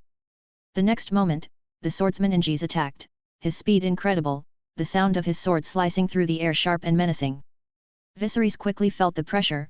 Injis' swordsmanship was clearly superior. Worse, the spearman beside him harassed him intermittently, adding to his frustration. Desperate, Viserys drew back, pulled the dagger from his waist, and hurled it at the spearman. A sound like fabric tearing filled the air as the dagger found its mark, piercing the minion's body. But Injis seized the opportunity and lunged at Viserys. Despite his best efforts to evade, a gash 5 or 6 inches long was carved into his side. Viserys threw his dagger again, but Injis easily dodged it. Bannergar, holding a torch, was shocked. He had prepared meticulously, yet this kid had managed to survive. This couldn't continue. Though Injis had the upper hand, Bannergar decided to intervene. He threw the torch aside, picked up a wooden spear, and circled around to Viserys' back. Viserys knew Bannergar's intentions but was too preoccupied with Injis to react. Soon, Bannergar saw his chance and thrust the spear at Viserys' slower back. Despite being outmatched in swordsmanship, Viserys' close combat skills were masterful. His vigilance and reflexes were top-notch. He grabbed the spear before it pierced his skin, preventing further injury. Injis took advantage of the moment and swung his sword. Viserys blocked it with his own, holding the spear in his left hand and parrying with his right. Injis' face contorted in a grimace of exertion and excitement at the thought of killing a prince, his brown eyes full of cruelty like a hyena. Bannergar growled and pushed harder with the spear, but Viserys felt his grip weakening. He knew he couldn't hold on much longer, maybe 3 seconds, 5 at most, before he would be overpowered. Suddenly, Bannergar's body shook, and his strength deflated like a punctured balloon. Sensing the change, Viserys pulled and twisted, yanking the spear from his body and thrusting it forward. Bannergar, unable to control his momentum, drove the spear into Injis. Injis, caught off guard, had his center of gravity on his sword. It was too late to evade. The wooden spear pierced his abdomen, and Viserys seized the moment to slash Injis' throat. Injis dropped his sword, a wheezing sound escaping his lips as he clawed at his neck, choking on his own blood. The sudden reversal was all due to Bannergar's inexplicable loss of strength. Viserys turned and saw Dany standing there, crossbow in hand, ready to shoot. Good. It was worth practicing. Viserys thought, grateful he had made the right decision to save him and his sister. Dany dropped the crossbow and quickly ran to Viserys' side. "Brother, you're hurt." "It's nothing. Just a superficial wound." Viserys reassured her. He knew that if a wound felt hot, it was usually superficial. Only if you felt weak after being injured was it truly dangerous. Although the 2 wounds on his body hurt, they were not fatal. As long as he kept them clean and prevented infection, he would be fine. He was lucky that Bannergar, perhaps fearing he might injure his own men in the dark, had not smeared his weapons with strange substances. But Viserys felt no gratitude for that. During his scouting, he had learned that Bannergar had 2 sons, both in their late teens. Bannergar planned for one son to continue his underworld business while the other inherited the legitimate businesses. Viserys knew he couldn't kill everyone, it would complicate the court's decisions. But Bannergar's 2 sons had to be eliminated. Otherwise, the entire Fierce Fish Company would retaliate against him under their leadership, with endless consequences. Besides, a young man defending his sister against intruders was already a remarkable feat. No one would expect him to take the fight to the man's home. Not only would they not think of it, but they also wouldn't believe it. If he didn't seize such a good opportunity, he would be a fool. He tied up the unconscious men and instructed Dany to shoot them if they woke up, forbidding her from communicating with them in any way. Meanwhile, Viserys slipped into the night with his crossbow and dagger. Chapter 9, Night of Blood and Fire. As an island city, Braavos was teeming with seagulls. Viserys disposed of the lookout without a second thought and tossed the body into the sea. Following his predetermined route to Bannergar's lair, he climbed to a high point and surveyed the surroundings. To the northeast, near the Long Channel, the lights were bright. This area housed the Sea Lord's palace, several magnificent temples, and the great theatre known as the Gate. The upper reaches of the Long Channel could be considered the center of Braavos. He then turned his gaze towards the northwest, where the Titan of Braavos stood. This iconic structure served as both the city's beacon and its first line of defense, housing an arsenal. Viserys noticed the lights there seemed unusually bright, which was advantageous. If something happened elsewhere, it would be less likely to be noticed. After confirming his direction, Viserys continued on his way. At Bannergar's mansion. Carmen, did you hear the screams? This little bitch is hot. Why don't you go try her out? The young man speaking had a lewd smile, clearly relishing the thought. He was Bannergar's eldest son, Caperson. The two men looked remarkably similar. Caperson's puffy eyes betrayed that he was overtaxing his body. Not interested. Isn't father going to take on the Beggar King? His sister is the princess of a fallen kingdom. I'll save my appetite for that. Compared to his brother, Carmen was slightly plumper, and the two brothers did not look much alike. But the obscene expression and mannerisms were identical. Hey, you're dreaming. That fallen bitch is a big shot in Braavos, and she's from one of the three great houses. If she's not a virgin, she's worthless. Caperson took a sip of wine and continued, you'd better keep your pants on and not ruin father's business. Hearing this, Carmen put down his wine glass with some disappointment. Humph. Damn it, what's so great about these big shots? They just have better women than we do. He unbuttoned his shirt and walked into the back room. Hey, don't go too far. You have to give her back to old Pigskin tomorrow. Oh, I know. Carmen waved impatiently. Caperson walked to the window, his sparse chest hair exposed, and enjoyed the sea breeze while drinking. But after a while, he didn't hear any sound from the back room. What's this guy up to now? He wondered, but shrugged it off and continued enjoying the night view. The triennial 10-day festival is about to begin. I wonder if I'll have the chance to meet Lady Phalia, the Moon Shadow. Caperson squinted towards the Titan of Braavos. Every 3 years, Braavos held the masked festival. On the last day of the festival, people removed their masks to the roar of the Titan of Braavos. The festival included 3 competitions, a sword fighting competition, a music competition, and the highly anticipated beauty pageant. The prizes for each competition were generous. Caperson reminisced about his previous participation in the festival, lost in fantasy. However, after a long time, he still didn't hear the poor girl's screams, which struck him as odd. Carmen? Carmen! Suddenly, Caperson felt a chill in his throat, his hair stood on end, and his scalp felt as if it were about to burst. What do you want? Hand over all the money. The voice was cold and gloomy, and Caperson did not dare to think otherwise. Okay, I'll get it. I'll get it. He quickly went to the corner of the room, lifted a hidden floor panel, and revealed various deeds and shiny coins. The money is all. Before Caperson could finish his sentence, he felt a cold sensation at the base of his neck, and then he fell to the ground, writhing in agony, just like the swordsman. It was Viserys. He didn't care about Caperson's miserable state but instead stuffed the coins from the secret compartment into a pocket he had prepared in advance. 200 or 300 gold coins and hundreds of silver moons were enough to support the siblings for several years. As for the contracts and other documents, Viserys, of course, did not take them. Suddenly, Viserys found a black dagger. Dragonbone dagger, provides 1 assignable attribute point daily assignable attribute point increase of 0.05. The message, as if projected directly onto his retina, made him pause. The so-called Dragonbone dagger is a dagger made from dragonbone light, sharp, and tough. The Dragonbone dagger and the Dragonbone bow are both weapons that warriors are eager to obtain. He inserted the dagger at the back of his waist, then loaded the coins. The coins were not heavy, weighing only 3 or 4 catties.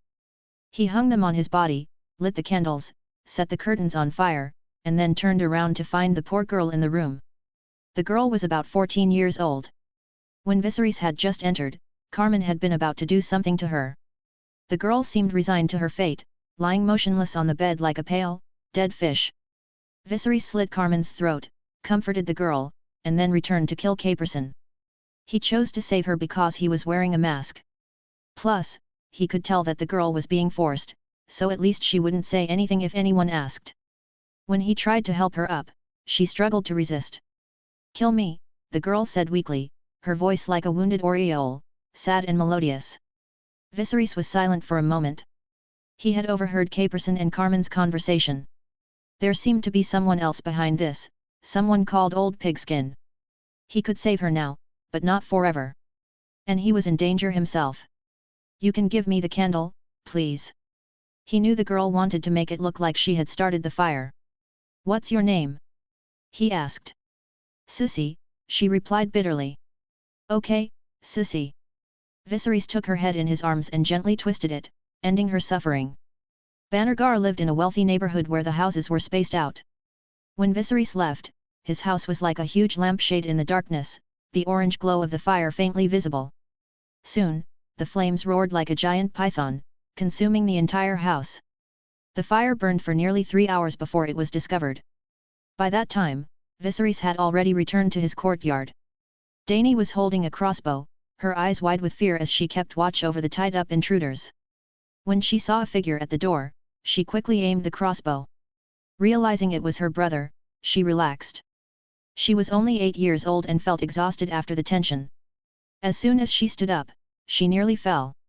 Fortunately, Viserys was quick and caught her. "How is it? Have they woken up yet?" he asked. Dany shook her head. "No, they didn't get up." Seeing his little sister so tired made Viserys feel a pang of sadness. He carried her to bed and tucked her in. "Dany, I didn't go anywhere tonight. Do you remember?" he said gently. Dany looked confused but nodded, trusting her brother. "Repeat it," Viserys insisted. "Brother, you didn't go anywhere. You were with me the whole time."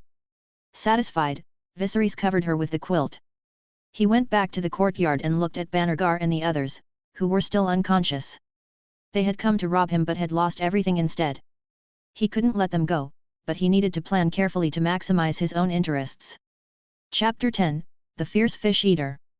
It was in the early morning hours that Bannergar and the others finally regained consciousness under the effects of the paralyzing toxin. This toxin wasn't an anesthetic, it was truly toxic. To verify its strength, Viserys had even personally caught a mouse to test it. As Bannergar came to his senses, he felt as if the earth beneath him was spinning. His internal organs were in complete turmoil, and the taste in his mouth was both fishy and bitter, making him feel nauseous and uncomfortable. Crack! Crack! Crack! Suddenly, he heard the sound of a knife being sharpened. He opened his eyes and saw a silver-haired youth holding a sword and a whetstone, polishing the blade with great force. Sparks flew from the blade as he worked. Bannergar couldn't shake the feeling that the young man before him was not merely the descendant of a fallen kingdom, as the rumors suggested. Instead, he seemed like a demon with blood-sucking fangs, always ready to pounce. In fact, Bannergar's instincts were correct. After nearly 10 years of military service, Viserys had seen plenty of blood. And a lot of it. "Oh, Lord of the Fierce Fish, you're awake," Viserys said with a playful tone. Bannergar, recalling the scene of Viserys killing his men last night, decided to tread carefully. "Dangler, my creditor, ordered me to do it. I can give you some money or pay your debt for you," Bannergar said cautiously. He thought it best not to engage in empty talk with the young man in front of him and to offer something tangible instead. Viserys did not respond immediately. Instead, he pointed at Angisa's corpse and said, "This guy is wanted in Braavos. I don't know what you're doing with him." Bannergar's mouth twitched. He guessed that Viserys was asking for a price. "Then name your price," Bannergar tried to put on a smile. "I want to know who is trying to kill me and my sister," Viserys said, putting down the whetstone and walking up to him. After 2 attacks in a row, he needed to know the truth. Although Dangler was Bannergar's creditor, Viserys believed he wasn't the one targeting the siblings. From the conversation between Bannergar's 2 sons last night, Viserys suspected there was someone else behind it. Even if he hadn't overheard the conversation, he could have guessed as much. After all, Viserys had seen the script. He remembered that the merchant Illyrio, who had arranged a marriage between Dany and the Horse Lord in the original story, had once said he wanted to marry Dany. But he also thought Dany was too cowardly, so he gave up on the idea. However, in Viserys' opinion, this was nonsense. How could a businessman who valued profit above all else be so unobjective? The only reason was that he thought he couldn't keep Dany. It would only cause trouble. Illyrio was someone who could negotiate with the Horse Lord, and he was a cut above Dangler. If Illyrio wouldn't dare to think about Dany, Dangler certainly wouldn't. So Viserys wanted to get some clues from Bannergar. Of course, Bannergar denied knowing anything. Although he didn't know the identity of the big shot, he knew that he definitely couldn't afford to provoke him. "You really don't know?" Viserys asked, his voice laced with menace. "I really don't know," Bannergar insisted, gritting his teeth. He decided to stand firm. After all, Could this young man really kill him? Viserys had already killed 2 people, if he killed too many, the consequences would be severe. Viserys also had a young sister to think about, so he would likely choose to stop before things got out of hand. But Viserys simply snickered and pulled out a hemp rope from somewhere. He had tied a long nail to the end of it. Holding it against the throat of one of Bannergar's henchmen, he asked again, "You really don't know?" Bannergar felt his tongue go numb, still refusing to believe that Viserys would kill them all. "I really don't know." Viserys looked down at the henchman, who was already shaking like a leaf. Without hesitation, he drove the long iron spike into the man's jaw. With a scream, the spike passed through his jaw and out of his mouth, making the man writhe in agony like a fish on a hook. "Still don't know?" Viserys asked, his voice rising. Bannergar felt the stiffness spreading to his neck, but he still managed to shake his head. Viserys repeated the process, driving the nail through the jaw of another henchman. Still not remembering. Bannergar felt a chill run down his spine. His earlier bravado was gone, and his molars, usually a sign of his menace, now chattered with fear. Viserys grabbed his throat and drove the iron spike through his mouth, eliciting screams of pain that echoed through the neighborhood. Viserys was frustrated. Bannergar's refusal to divulge any information suggested that whoever was targeting the siblings was powerful. But the fact that this person was hiding meant their reputation was important. If Viserys and his sister were to survive in Braavos, they needed to show they were not to be trifled with. Viserys strung up the bodies of the living and the dead alike. He noticed someone peeking out from behind a door. It was a water vendor who lived nearby, usually selling sweet water from the long canal with a donkey in tow. "Hey, you, come here!" Viserys called out. The skinny water vendor was taken aback and pointed at himself in disbelief. "Yes, you. You're a donkey. I'd like to borrow it." Okay, the vendor replied, quickly leading his donkey over. Viserys took a silver moon coin from his pocket and tossed it to the vendor. "I'll pay you back tomorrow." "Okay, you go ahead," the vendor stammered, not daring to refuse. A silver moon coin was worth a week's food for a family of 5, and also represented 2 days' income for him. Viserys tied the wailing Bannergar to the back of the donkey, preparing to take them to the mayor. Braavos was too large for the Sea Lord, the supreme ruler, to manage every corner of the city personally. When Viserys had first arrived in Braavos, the Sea Lord had seen some potential in him, meeting with him and even acting as his best man. But now, Viserys had lost much of that favor. Perhaps there was still a bit of affection left, but it wasn't something to be relied on now. "Dany, let's go out for a while and come back in the afternoon to sleep," Viserys called to his sister. "Oh, okay," Dany replied, getting up from the bed a little dizzy. She followed Viserys to the mayor's office. "Oh my god! What am I seeing? Those people, is he the beggar?" A passerby was about to utter the Beggar King but quickly swallowed the words. There was no mistaking the terror that Viserys inspired at that moment. His clothes were soaked in blood, and he was dragging several people behind him like fish on a line. "That's Bannergar! Oh my god! It's Bannergar!" The street was bustling with early morning activity as people began their day. It didn't take long for someone to recognize Bannergar, a man with a terrible reputation, now in such a pitiful state. And the young man leading the donkey was clearly responsible for it. Viserys, leading the donkey, exuded a chilling aura. Dany, sitting on the donkey's back, blushed at the attention they were receiving. Behind the donkey trailed Bannergar and his men. Their mouths were pierced by hemp ropes, and they had to support the dead bodies of Anges and another henchman, all strung up like fish by Viserys. As they made their way through the streets, the residents of Bitterwell town parted to make way for the grim-faced teenager. Everywhere he walked, a long trail of blood followed. From that day on, in Bitterwell, the name Viserys the Fierce Fish Eater officially replaced the Beggar King. Chapter 11, The Fierce Fish Mansion Collapsed. "My lord, that's what happened. They broke into my house in the middle of the night and tried to kidnap my sister. Braavos has strict laws against human trafficking. Not only that, they were mixed up with the most heinous of wanted criminals." Viserys recounted the events of the previous night to the mayor, carefully omitting any details that might cast him in a negative light. He had imagined the court in Braavos to be like those depicted in historical dramas, the Lord of Justice presiding in the main hall, a crowd of onlookers gathered outside, and a magistrate clapping a gavel to the applause of the people. However, the reality was quite different. He found himself in a relatively spacious hall with fireplaces around the room and stone slabs covering the floor. There were no ordinary people outside, but a number of important-looking individuals who had come to watch the proceedings. These observers, dressed in black or white, scrutinized the siblings. Despite the serious atmosphere, their good looks worked in their favor.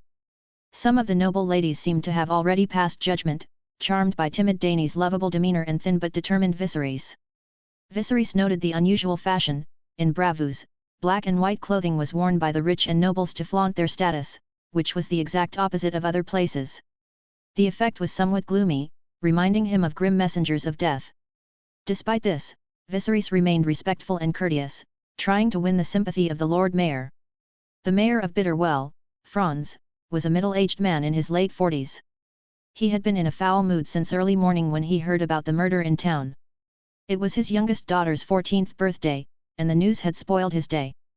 He was surprised to hear that the so-called Beggar King was involved in the incident, but it was only a fleeting surprise.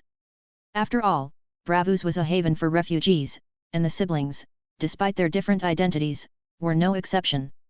Franz's mood improved slightly when he learned that one of the dead was a wanted criminal, seeing it as an achievement of his own. However, he still had some doubts about the case and needed to ask a few questions to clarify. "You mean to tell me you defeated 6 of them single-handedly?" With this, Mayor Franz long held up the broken crossbow, skepticism evident in his voice. "Yes, I soaked the wooden arrow in the intestines of a black belly fish, so..." Viserys began to explain. "Intestines?" Franz interrupted, confused. It was clear the mayor wasn't familiar with handling such things himself. A maester-like figure beside Franz leaned in and whispered an explanation. Franz nodded, his doubts easing. Bannergar was notorious, and Anges was a fugitive. From a practical standpoint, Franz favored the siblings. Besides, Viserys' respectful and sincere demeanor made a positive impression. Franz nodded and commanded, "Bring Bannergar and the others here." A few guards dragged Bannergar and his men forward, having cut the ropes binding them for the Lord Mayor's questioning. Franz looked at them with clear disdain. "You broke into their home at night and were found with a wanted criminal. What were you up to?" Franz demanded. Bannergar, with a cut on his lip, struggled to speak clearly but knew he had to respond. "I don't know this Anges. I don't know him," he lied, his eyes unflinching. Viserys watched in amazement at Bannergar's blatant deceit. "He owes us money, and we came to collect. Instead, he attacked us and killed our men. Lord Mayor, please arrest him." Bannergar continued, attempting to flip the situation. "What the hell? He's turning the tables on us." Viserys thought, incredulous. "Oh? Is that so?" Franz turned to Viserys, his initial sympathy waning. The Braavos despised bad debtors, and failing to pay debts carried a moral stigma. Viserys quickly responded, "My lord, it is true I owe them money, but I have been diligently looking for work. I've secured a good job and will repay my debt in 2 months at most. And," he pointed to Anges's body, "this wanted criminal is worth a few gold coins as well. I'll be able to pay back soon. Lord Mayor, I owe the money, but they tried to take my sister, my only family. What could I do against such debt collectors?" Viserys pleaded. Franz frowned, turning back to Bannergar. "You tried to kidnap a child." Bannergar hesitated, knowing the gravity of the accusation. Braavos had a particular hatred for traffickers, even more so than for debtors. "He's lying. We never said anything like that." "No, we didn't." Before Viserys could finish his retort, Dany suddenly collapsed next to him.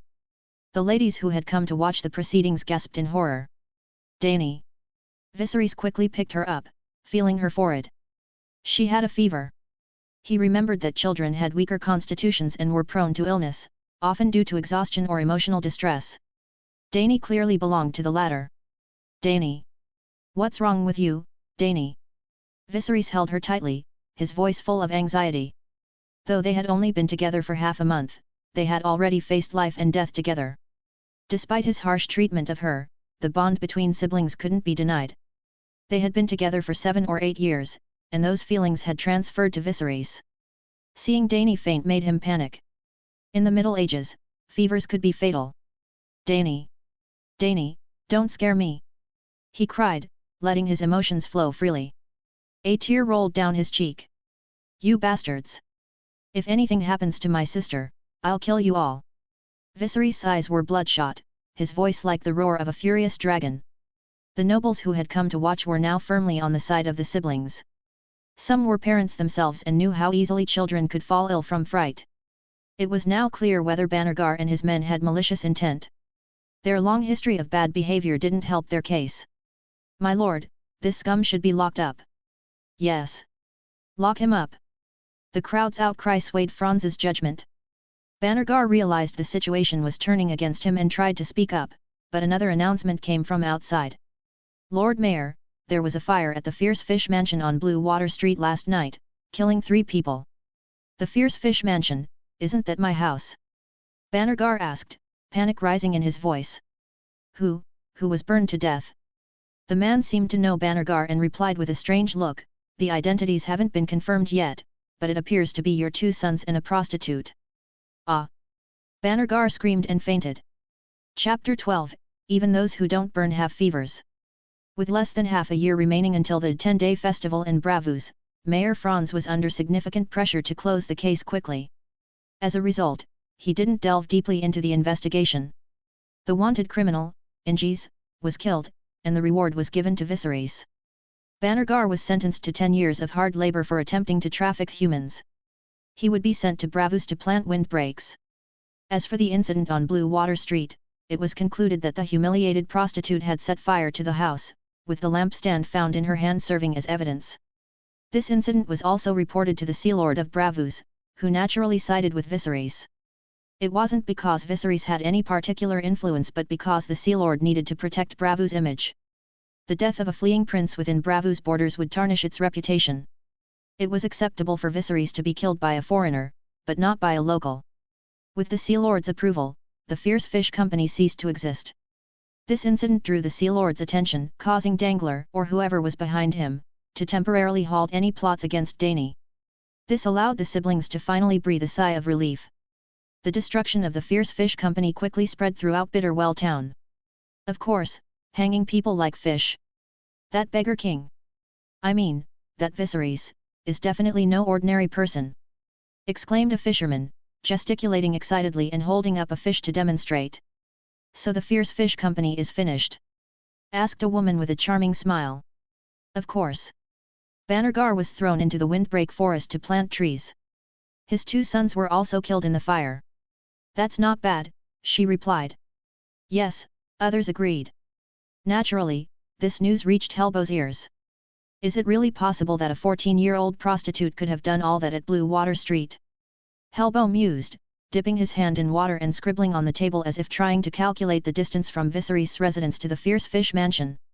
No matter how he calculated it, he couldn't believe that Viserys wasn't involved. His intuition told him otherwise. But with the mayor having closed the case, there was no point in pursuing it further. In fact, he and Bannergar had been competitors, with Bannergar often getting the upper hand. The destruction of the Fierce Fish Company was a win-win for both Helbo and Viserys. Helbo could now take over Bannergar's market share, and he planned to approach Viserys to formally invite him to join his team. With such a ruthless man on his side, Helbo was confident they could grow bigger and stronger and achieve new glories together. But Viserys didn't care about the outside world at the moment. His entire focus was on bringing down Dany's fever. He bought some strong alcohol to wipe her body, followed by sweet water to wash her. With no serious fever-reducing medicine available, he relied on physical means to reduce the fever. He soaked all the gold and silver coins he had obtained from Bannergar in cold water, using the thermal conductivity of the metal to help cool her down. He placed the chilled coins on Dany's neck, armpits, and thighs, changing them as soon as they warmed up. This made Viserys wonder if the fever had anything to do with being a Targaryen and their supposed immunity to fire. In the midst of this, Helbo came by, but he didn't enter the room, sensing it wasn't the right time. However, he soon sent someone with medicinal herbs, water, and food, which Viserys gratefully accepted. Neighbors also came to visit, leaving behind a pile of daily necessities. They saw the opportunity to improve their relationship with the murderer in the neighborhood, displaying the shrewdness typical of Braavos people. Consequently, Viserys' status quickly changed from refugee to that gentleman. Thanks to Viserys' efforts, Dany woke up the next morning. Feeling suddenly very uncomfortable, she reached out and grabbed something, finding herself holding a handful of gold coins. Little Dany thought she was hallucinating and clutched the coins for a long time. At that moment, Viserys appeared, placing his hand on her forehead. Seeing that the fever had subsided, he gently asked, "Feeling better?" Dany nodded, and her stomach made a gurgling sound. Viserys smiled, knowing that hunger was a good sign. "What would you like to eat? Braised fish, steamed fish, fish with pickled vegetables, or steamed eggs?" Dany pursed her cherry-red lips and said, a little embarrassed, "Steamed eggs." "Okay, wait," Viserys replied. Dany lay on the bed, watching Viserys' busy figure, and felt like the happiest person in the world, even happier than when she was at the house with the red door. Soon after, the golden steamed egg was brought to Dany's lips. After she finished eating, she quickly fell asleep again. Seeing her little face regain its color, Viserys knew that the little girl was going to be fine. Viserys himself had a little something to eat and took the opportunity to open the panel.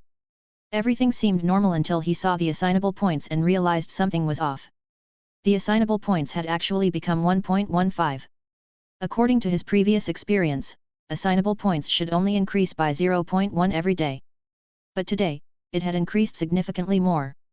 This was perplexing. Viserys tried to recall the events of the previous night.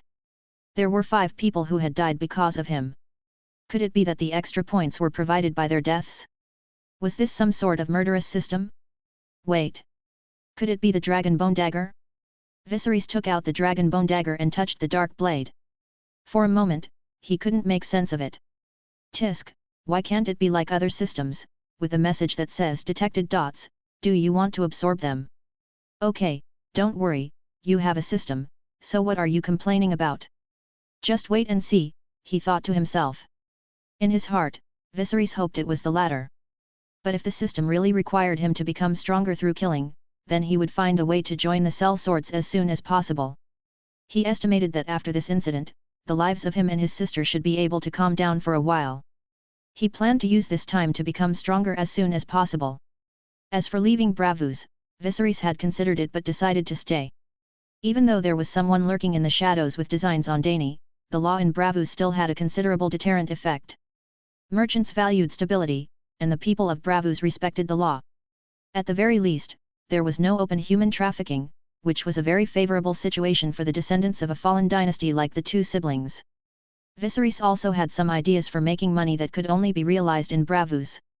He planned to join a sellsword company once he had improved his skills a bit more, and then move further away from Westeros to reduce the chances of being assassinated. Soon, the exploits of Viserys spread to those who had a vested interest in his activities. One such individual was the Pentoshi merchant Illyrio Mopetus, who had previously been in contact with the Targaryen siblings. Illyrio, the same man who had once considered marrying Dany to secure an alliance, took a renewed interest in Viserys after hearing about his recent actions. Viserys' decisive and ruthless handling of the fierce fish company had shown Illyrio a different side of the boy.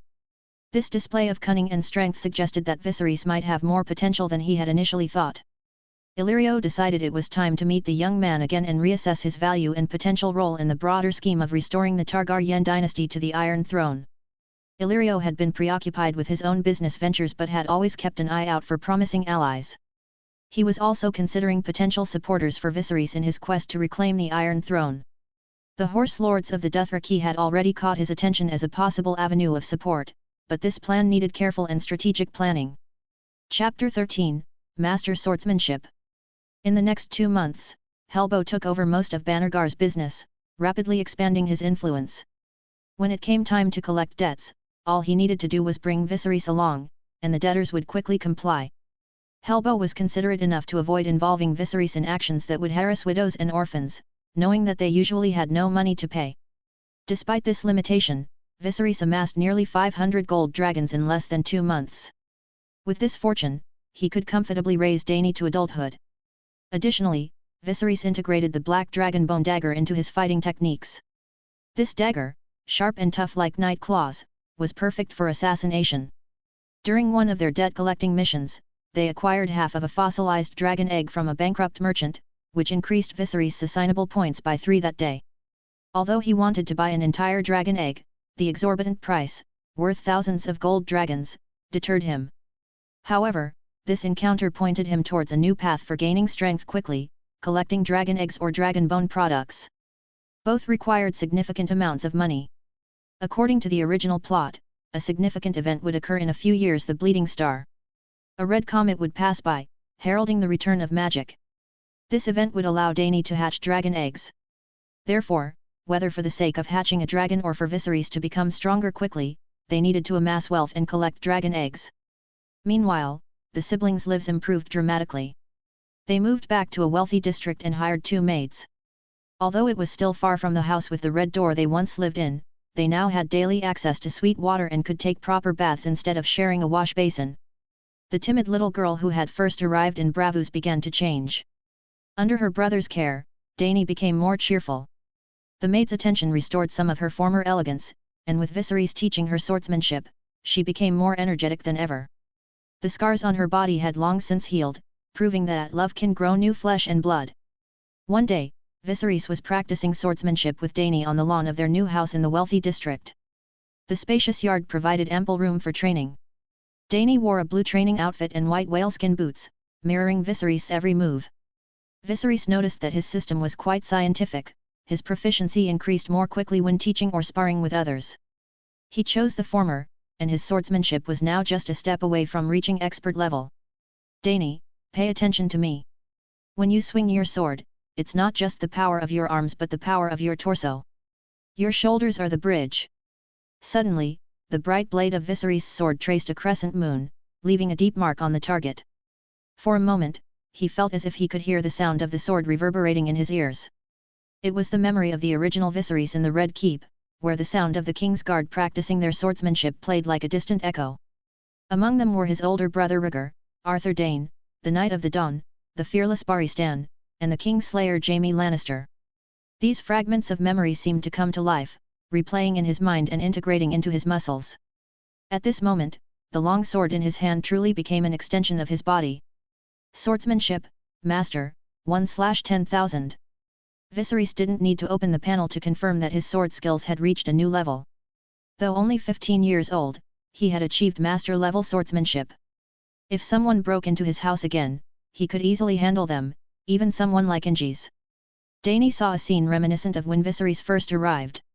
He seemed to enter a state of ecstasy, wielding his sword with such grace and precision that it was almost like watching a dance but better. The rhythm and charm in his movements were mesmerizing.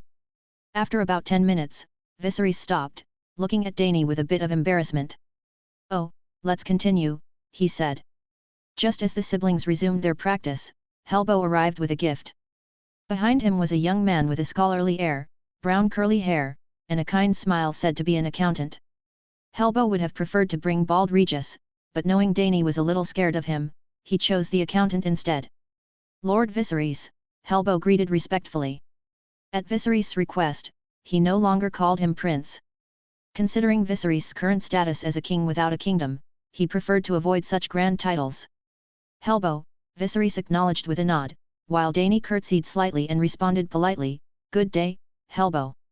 "My lady Dany, you are becoming more and more beautiful," Helbo complimented, genuinely impressed.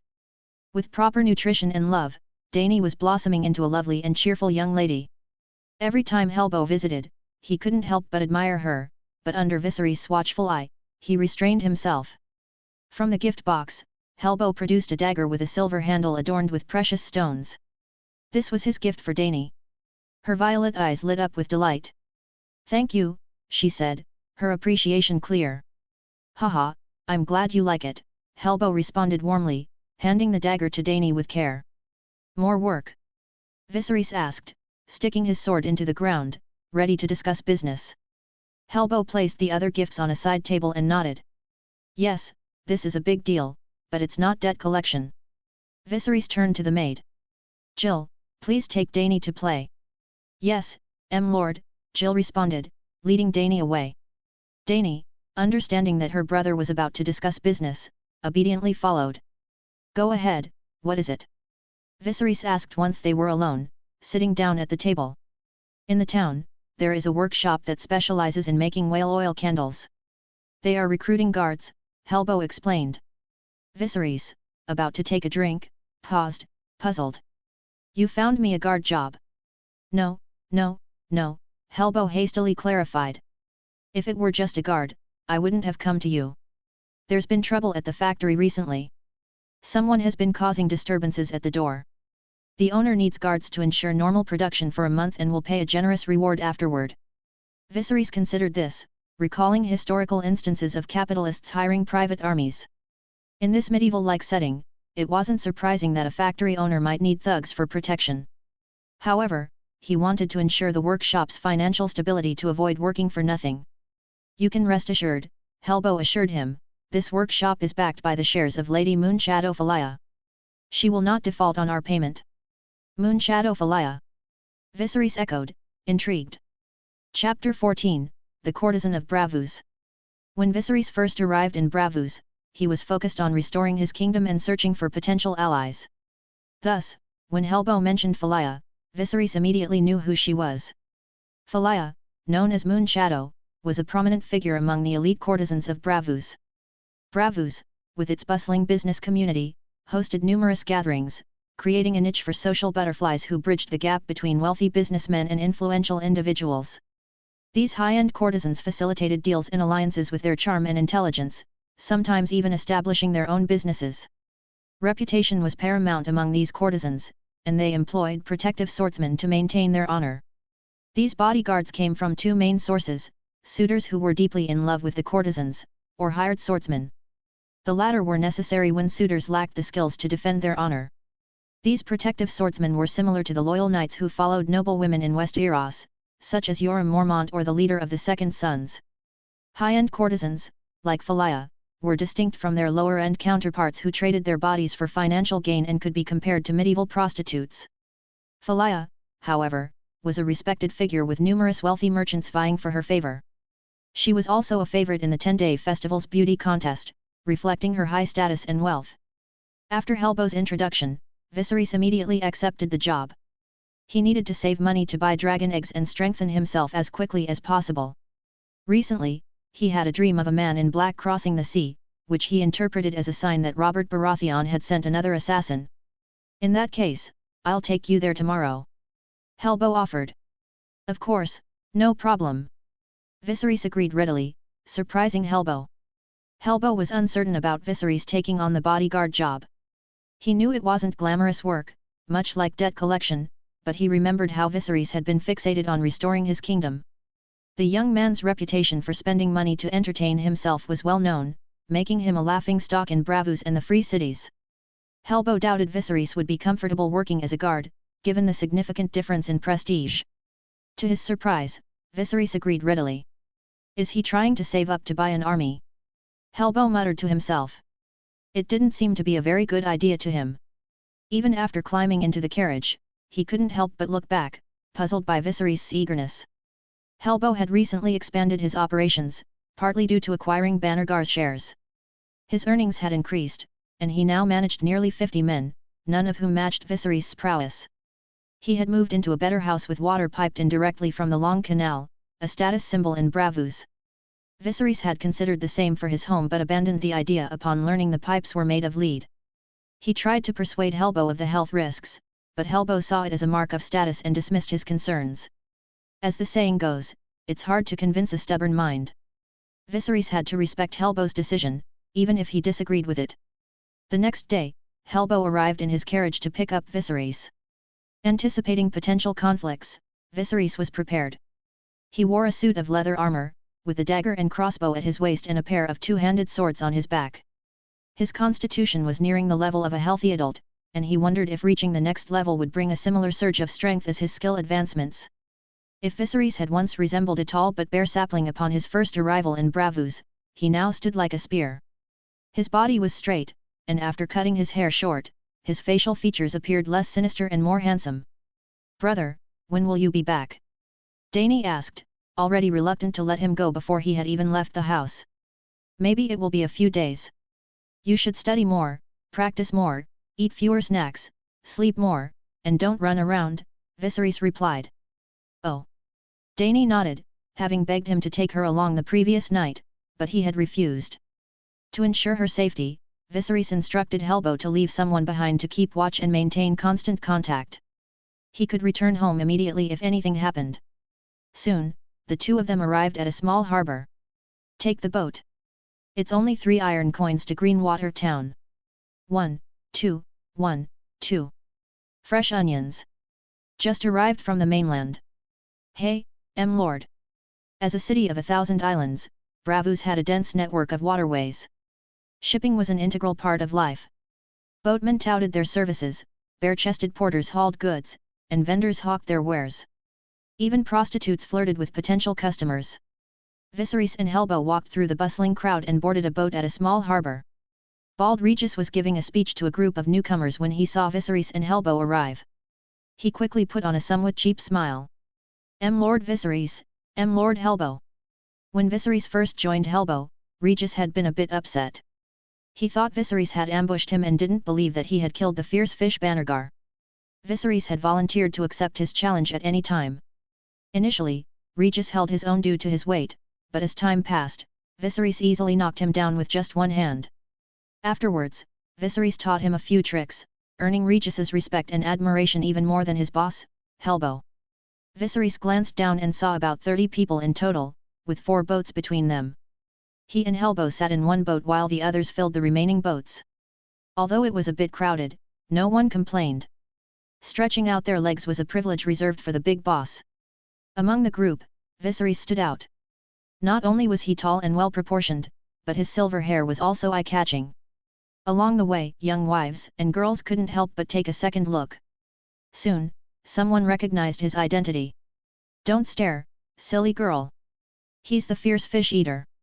The fierce fish eater. Those who recognized Viserys whispered about his deeds to those around them.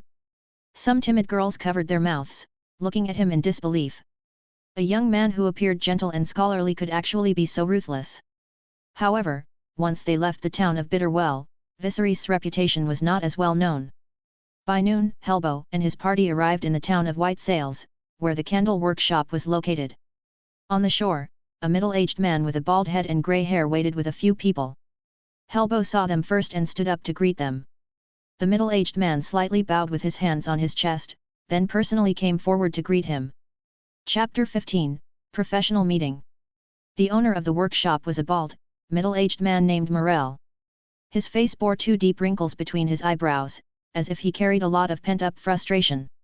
Standing beside Morel was his son, Rabbi, who, influenced by his father's demeanor, seemed to lack vigor.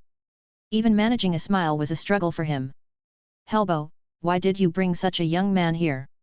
He looks younger than me, Rabbi muttered, casting a doubtful glance at Viserys. His skepticism was understandable.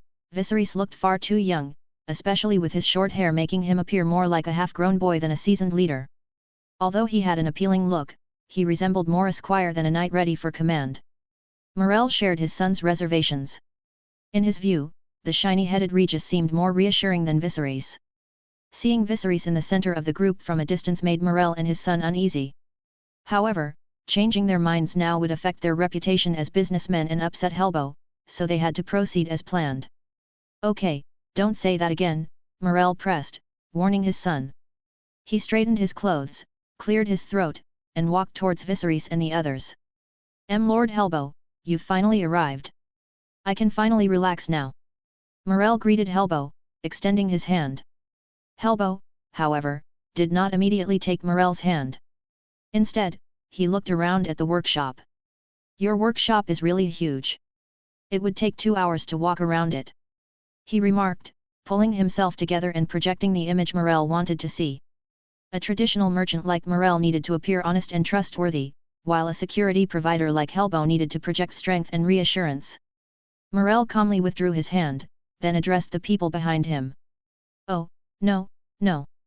But with these fine men you brought, I have nothing to worry about. Helbo smiled and introduced the group. This is Lord Viserys, and this is Regis. They will be in charge of the workshop's security. Regis puffed out his chest, looking very different from before. The master of the Braavos workshop seemed to favor him. However, Morel did not show his preference openly. Instead, he praised both Viserys and Regis.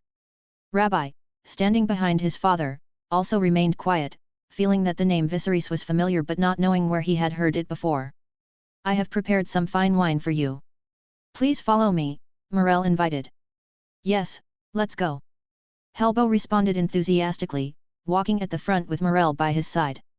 Viserys observed the workshop from a distance, noting its considerable size. It was not an exaggeration to call it a factory. Along the road, carts pulled large blocks of snow-white whale oil. The ground felt greasy under his feet, as if he were in the kitchen of a busy restaurant, each step making his feet feel sticky. White smoke billowed from various parts of the workshop, where wicks were drying, and both male and female workers, heads down, bustled about. They all wore oil-slicked leather aprons, obscuring their features. When Morel passed by, the workers bowed, and Morel nodded in acknowledgement. For fire prevention, the factory had a lot of water. Viserys noticed a watchtower in the workshop, though its location was a bit off. He thought if it were moved a little further east and had 2 archers stationed there, the entire workshop could be controlled.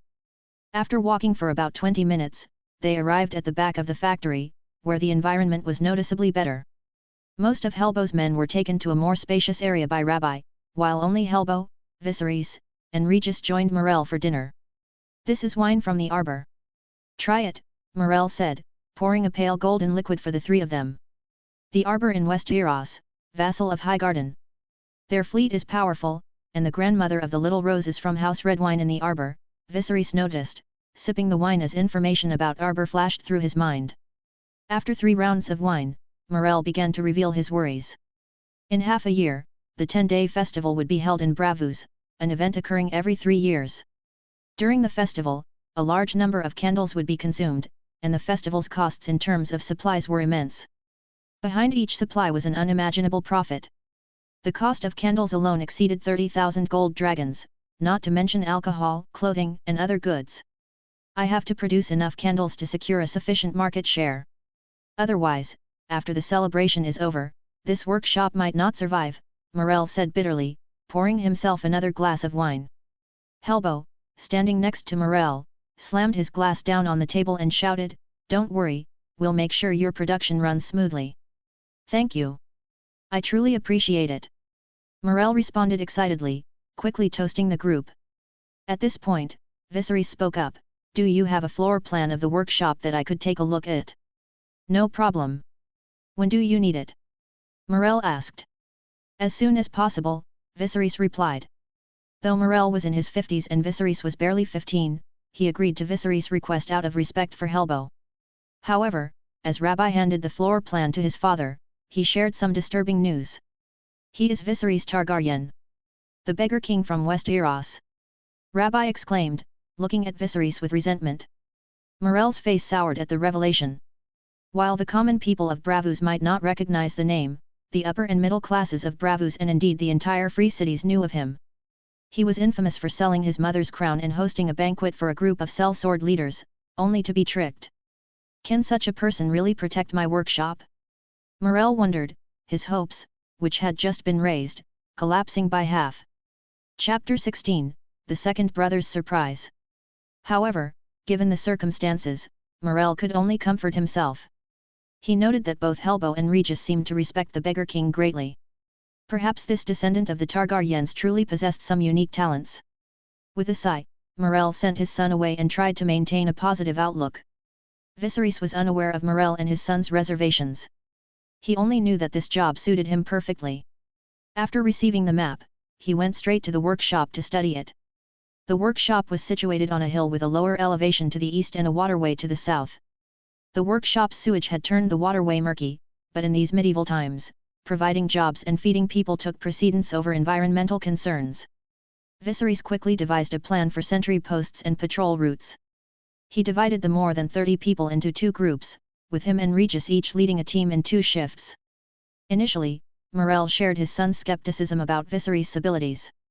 But upon seeing Viserys' meticulous arrangements, he felt inexplicably reassured. Despite his lack of understanding in these matters, the professionalism that Viserys exuded instilled a sense of trust. Viserys' constant presence at the various posts and his direct intervention when someone slacked off further solidified this trust. While some were unhappy with his strictness, they dared not express it openly. Most had witnessed him easily overpower Regis with one hand. Rabbi, however, still harbored resentment. Assigned to the day shift by Viserys, he felt insecure during the day and couldn't sleep well at night. A week had passed since Viserys' arrival at the workshop, and things had remained quiet. Viserys also noticed a change in his own physiology. Since his constitution upgrade, his need for sleep had decreased. Now, less than 7 hours of sleep was enough to keep him energized for the day. Burn them all! Burn! Burn! Ah! The orange flames swept through the workshop like a storm, engulfing everything in their path. The roaring inferno drowned out the cries of people and consumed the whale oil along with countless lives. Viserys, who had just fallen asleep, suddenly opened his eyes. The 1,000-degree flames had surrounded his quarters. In his dream, he had seen several figures emerging stealthily from the water, attacking the workshop and causing a massive fire. His dragon dreams had been triggered. Someone had breached his defenses, but his plan was solid. The patrols were designed to respond swiftly, with the ability to gather reinforcements within minutes. Each team member had a specific role, including one dedicated to communications. Unless faced with an army, they should have been able to hold their ground. This breach could only mean two things: either someone had slacked off, abandoning their post, or Helbo's rapid expansion had allowed for infiltration by enemy spies. These street thugs were no match for professional soldiers. Viserys had wisely moved the rest area to the south near the ditch, anticipating such a scenario. With no time to call for reinforcements, Viserys decided to take action himself. He quickly donned his leather armor, grabbed his long sword and dagger, and jumped out of the window. His immediate goal was to assess the situation and coordinate the patrol members to get help. At this time, a member of the patrol stood by the waterway, looking left and right. Seeing that the other two team members were not far away, he relaxed a little. Suddenly, something felt wrong. He couldn't immediately pinpoint the issue. Wait! The toad isn't croaking. The patrol member immediately became vigilant, recalling Viserys' teachings. Viserys had told them to pay attention to their surroundings while patrolling. Frogs, toads, and crickets, for example, would stop croaking if someone approached. This could help determine the direction and location of an enemy during patrols. The patrol member shouted in a threatening manner toward the waterway. "Who's there? Show yourself!" This bluffing tactic was also taught by Viserys. The leader of the intruders was annoyed. Viserys' patrols were too well organized. They had been watching for days but had not found a suitable place to breach. Even the filthy waterway was patrolled. However, since there were fewer patrols here, they decided to attack from this direction. They thought the patrol would be easy to deal with, but the patrolman's vigilance was beyond their expectations. "Who goes there?" The patrolman was flustered when he saw a dozen men appear suddenly, so much so that his voice wavered. In the moonlight, he saw the glint of knives and daggers. He quickly sounded the alarm, but it was already too late. This group had come to set the workshop on fire. Unless he could hold them back, they would cause great damage once inside. The other two team members quickly came running after hearing the whistle. But after a few steps, they saw at least 30 people in the shadows. They didn't have the courage to fight off 10 men each, and they immediately thought of running away. The intruders seemed to have the same idea. The leader shouted to his men. "Charge in and burn this place to the ground." "Ooh!" The crowd let out strange cries, like a pack of hyenas closing in on their prey, with some even laughing cruelly. Just when several patrol members were beginning to despair, they suddenly heard a shout from behind. "Go back and get help! Lord Viserys!" They were relieved to see Viserys running over but anxious upon realizing he was alone. "Hurry!" Without needing further urging, the patrol members sprinted away as fast as they could. Under the crescent moon in the night sky, Viserys didn't have time to question why all three had fled. With the moonlight still relatively bright, he estimated there were about 30 attackers. Although their faces were hidden in the shadows, their figures were clearly visible. Viserys' silver hair made him conspicuous, even more so now. One of the attackers suddenly said, "Isn't this the Beggar King? What are you doing here? Aren't you Targaryens supposed to be proud dragons? Why are you acting like a watchdog?" As soon as he finished speaking, the others burst into laughter. Viserys raised the corner of his mouth and replied, "Your mother didn't want to let me go, so I had to stay in Braavos for a while." Verbal attacks centered on family were always Viserys' favorite. Though he couldn't see the man's face clearly, he sensed the man was taken aback. "You fool! I'll see if your bones are as hard as your mouth. Attack!" Several subordinates armed with short knives surrounded Viserys. The sharp blades glistened in the moonlight, looking even more menacing. They gradually approached, their eyes flashing with cruel intent. This is a descendant of the Targaryens, a genuine noble. They would boast for years about killing such a person. Viserys calmly drew his sword, silently assessing the strength of the men and looking for a position that would be advantageous to him. Chapter 17, Dragon Dreams Observation. Viserys couldn't recall the name of the person who he had just provoked, but it didn't matter. With lethal precision, he dispatched his enemies.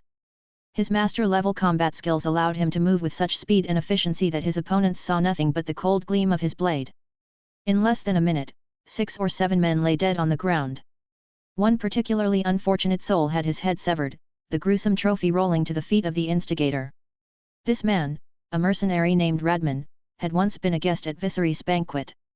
Radman was a minor leader, hence why Viserys didn't remember him. He had coarse, flaxen hair slicked back in a style reminiscent of a wolf's tail, and a missing right eyebrow from an old arrow wound. He had lost his right forearm in battle 6 months prior, making him unfit for frontline combat, but his experience still made him valuable as a hired hand. Seeing the Beggar King who had sold his mother's crown standing against him and his men, Radman had assumed Viserys was seeking death. He thought a single knife would be enough to turn Viserys into mincemeat, especially since he remembered him as a lightweight from their previous encounter. Radman believed he could easily defeat Viserys in just a few moves, even with his handicap. Reality, however, proved him disastrously wrong. How is this possible? How can he fight so well? Radman's mouth went dry, his saliva stopped flowing, a reaction typical of a rookie soldier facing battle for the first time. He couldn't comprehend how Viserys could be so competent. Viserys moved with astonishing speed, his figure becoming a blur in the darkness. The attackers, armed with short weapons and burdened with firewood, were taken by surprise. They had to cross the waterway, which further hindered their movements. Realizing the gravity of the situation, Radman knew that failure to defeat Viserys meant the failure of their entire operation. He shouted frantically, "Give it everything! Otherwise, none of us will get Lord Anderson's reward." Viserys didn't know who this Anderson was, but he silently noted the name. As a cloud passed over the moon, plunging the area into darkness, Viserys seized the opportunity. He dropped his sword, took out his dagger, and began slitting throats with deadly efficiency. Screams filled the air as Viserys moved like a reaper in the night, his dagger harvesting lives. The attackers, now gripped by terror, swung their knives wildly, even injuring one another in their panic. Suddenly, 2 attackers couldn't bear the tense atmosphere any longer. They threw down their weapons, screamed, and jumped into the murky waterway in a desperate bid to escape. "Don't run! Gather together! Gather together!" Radman shouted at the top of his lungs, managing to gather a dozen of his men. But the group's morale quickly melted away like ice under a hot sun as they saw a light approaching from a distance. It was Regis and his team, armed with wooden spears and torches, running at full speed and yelling. The few patrol members Viserys had sent back to deliver the message now had swollen faces courtesy of Regis. When he heard they had left Viserys alone, he was so shocked that he broke out in a cold sweat, his hair standing on end. He not only rallied everyone around him but also dragged those who were resting out of bed. Even then, they could only muster fewer than 20 people. Though Regis knew Viserys was very strong, he was still scared that he could handle more than 10 attackers at once. Along the way, Regis kept praying, and when they reached the waterway, they could only judge the general direction of the fight by the sounds of splashing water. As the group got closer, they saw the aftermath. Wounded and dead bodies littered the ground, and only a silver-haired youth with a fierce aura stood there. "Lord Viserys?" Regis asked tentatively. Viserys, still radiating murderous intent, turned his head, causing Regis to shudder. "It's me," Viserys said, trying to calm himself. "Are you okay?" Regis asked. "I'm fine. Look around and see if there are any survivors.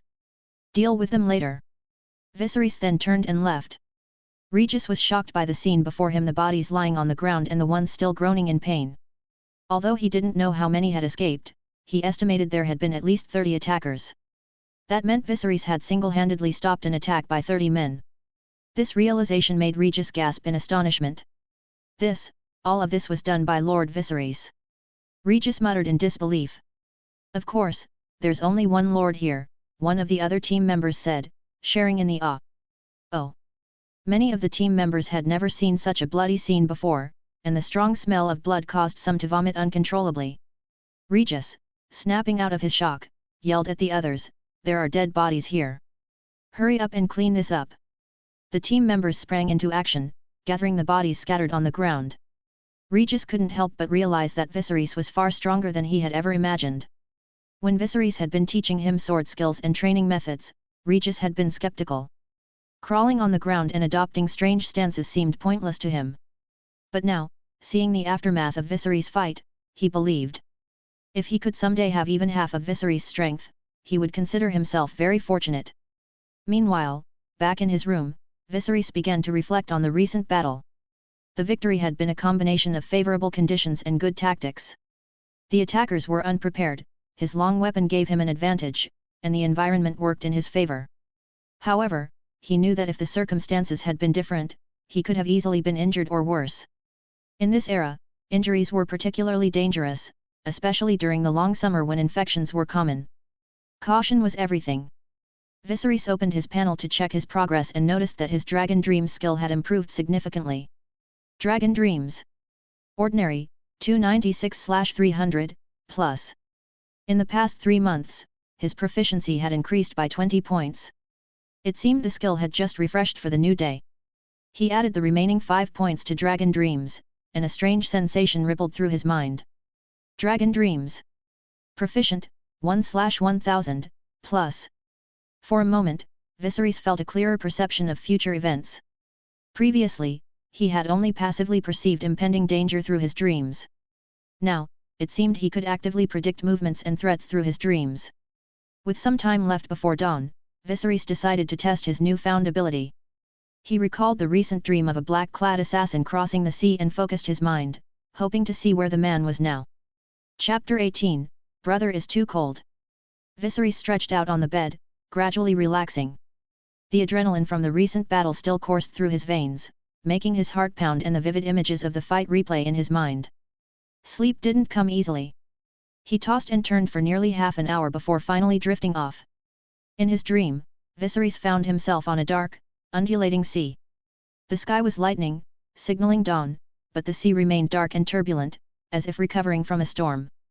Pieces of wood and cargo floated around, and a thin, soaking wet man clung to a plank. Is this a storm? Viserys wondered, feeling a sense of unexpected fortune. The assassin sent to kill him had encountered a storm en route, a stroke of luck indeed. The man seemed to have been drifting at sea for days, lying listlessly on the broken plank, like a leaf at the mercy of the waves, ready to capsize at any moment. Suddenly, the assassin sprang to life, his body electrified with energy. Like a predator spotting prey, he lunged forward and caught a 1-meter-long lobster. With practiced ease, he took out a dagger and cleaned the lobster, preparing a fresh meal of sashimi within minutes. This is unbelievable. Viserys thought, incredulous. In his previous life, he had seen movies depicting people adrift at sea, struggling to find food and barely surviving. Yet here was the assassin, thriving in such dire circumstances. But something peculiar caught Viserys' attention. After killing the lobster, the assassin shuddered, as if he had felt the knife's plunge himself. A thought crossed Viserys' mind: could this man be a skin changer, someone with the ability to control animals? Just as Viserys was about to delve deeper into his observation, the scene blurred. He felt dizzy, like he hadn't slept for days. The exhaustion forced him to withdraw from the Dragon Dreams state. It seems my magic power is insufficient, Viserys realized. Exiting Dragon Dreams, he noted his magic power was less than 1. He hadn't studied magic for 2 months, leaving his magic power below 10. Passively triggering Dragon Dreams consumed some magic, but like physical strength, it would automatically recover over time. However, there were no shortcuts to increasing his magic except by allocating points. Braavos, with its many shrines, temples, and the House of Black and White, might hold answers. Perhaps he could find a way to enhance his magic there. Suddenly, Viserys heard a thumping sound, like someone pounding on a wooden board. Someone was knocking. He opened his eyes and saw the door had been cracked open, and a bald head pushed in. It was Regis. What is it? Is something wrong?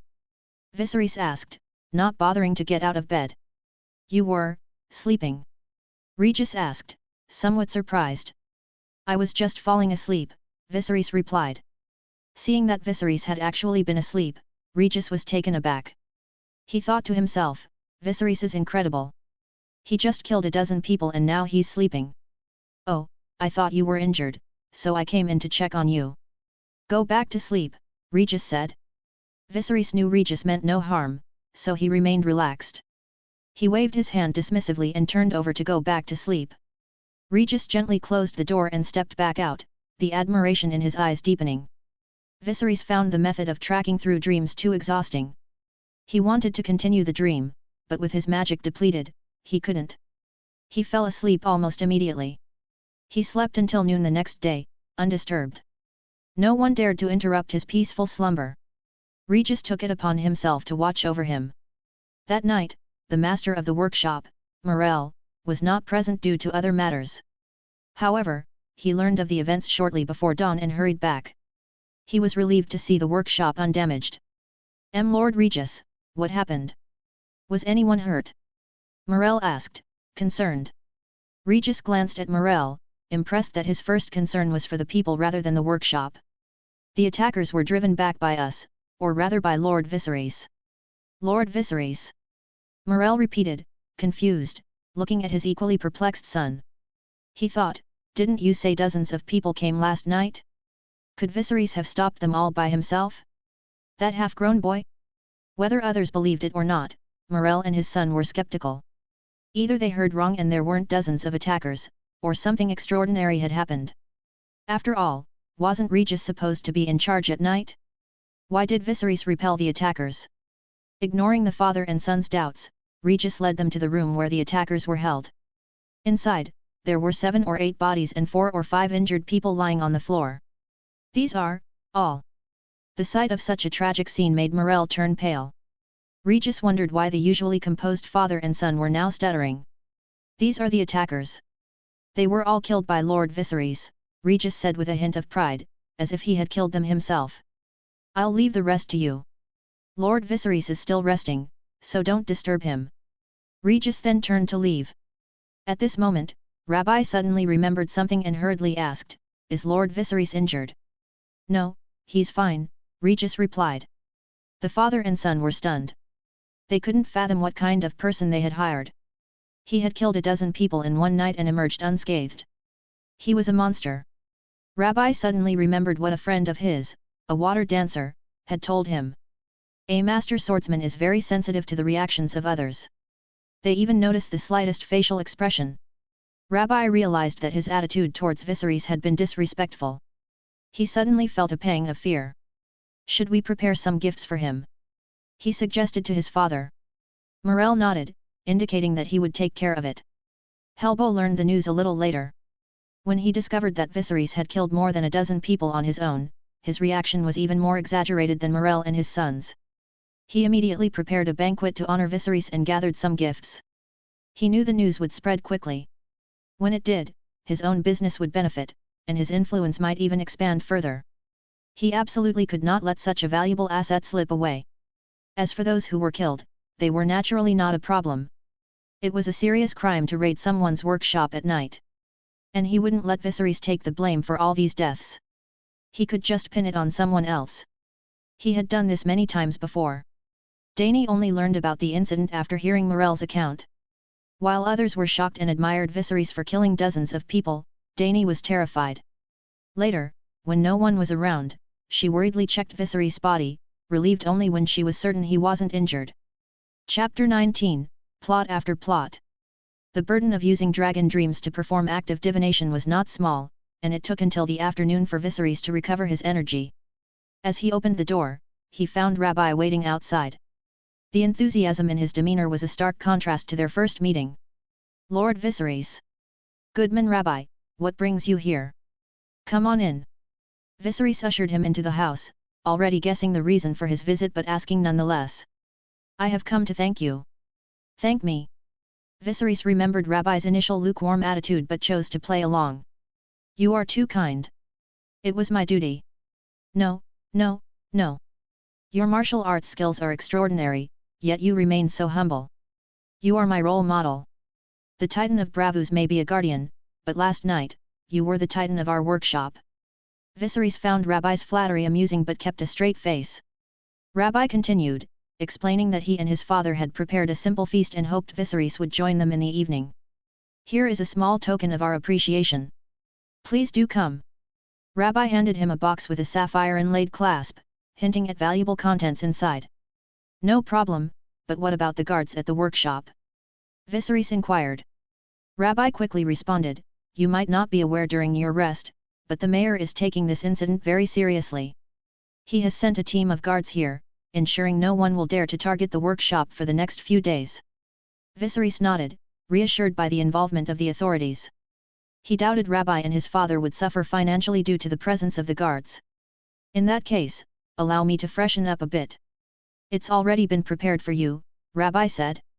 To Viserys' surprise, several servants carrying hot water entered the room. 2 burly men carried large kegs, followed by 2 maids with attractive features. Viserys composed himself and took a bath with the maids' assistance.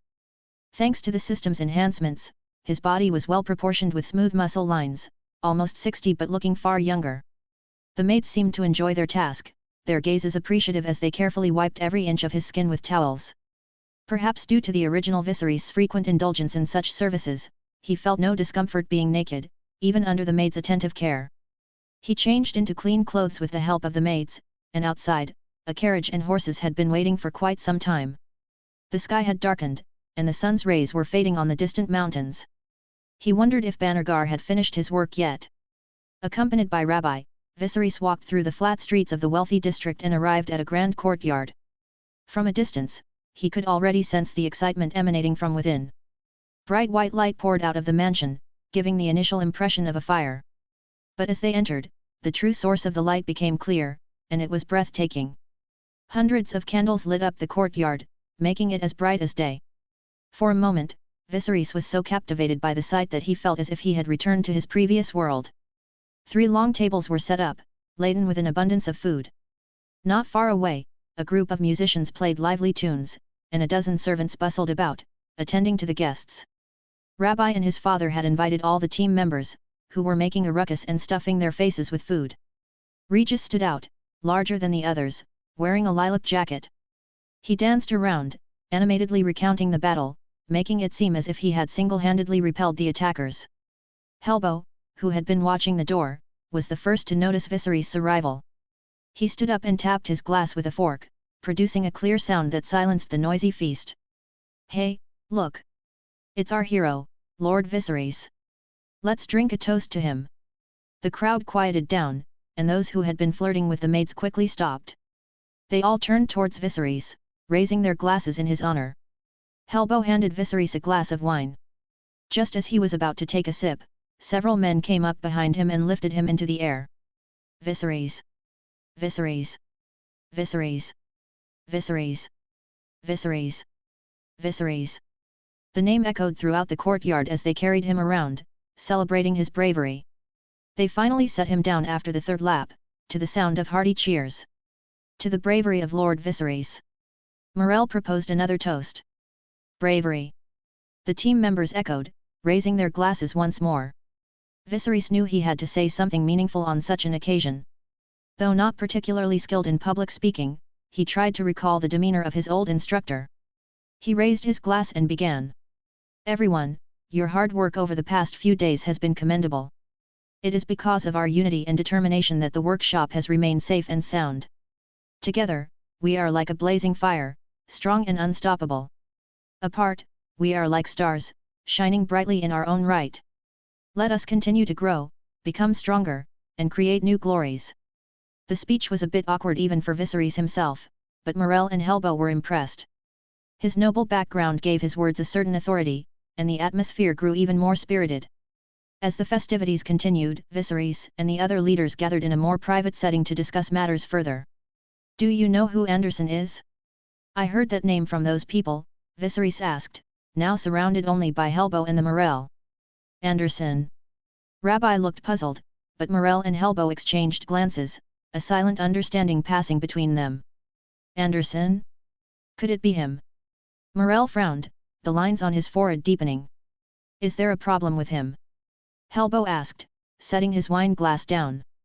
"No," Morel shook his head. "He's in the land business. We don't interact much."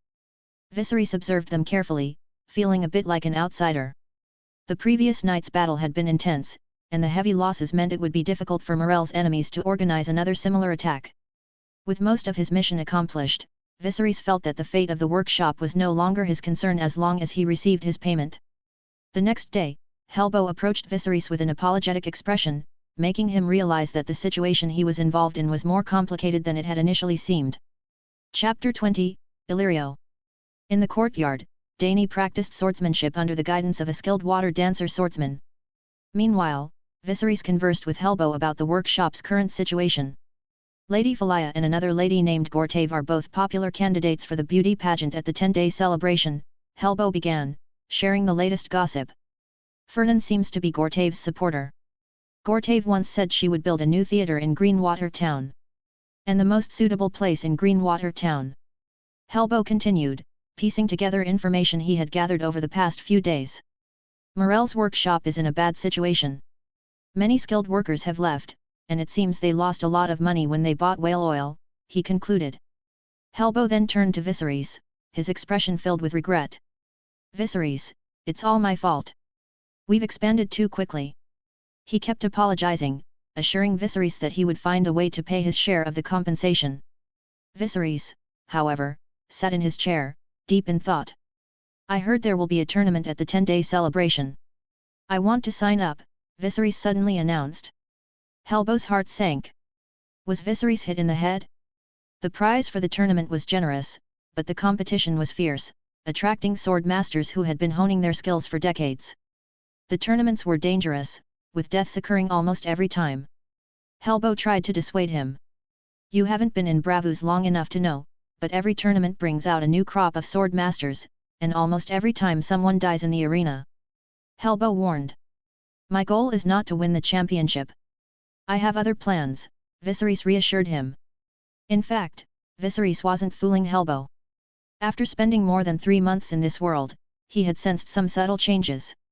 According to the original plot, he and Dany would have run away to another city to avoid debt.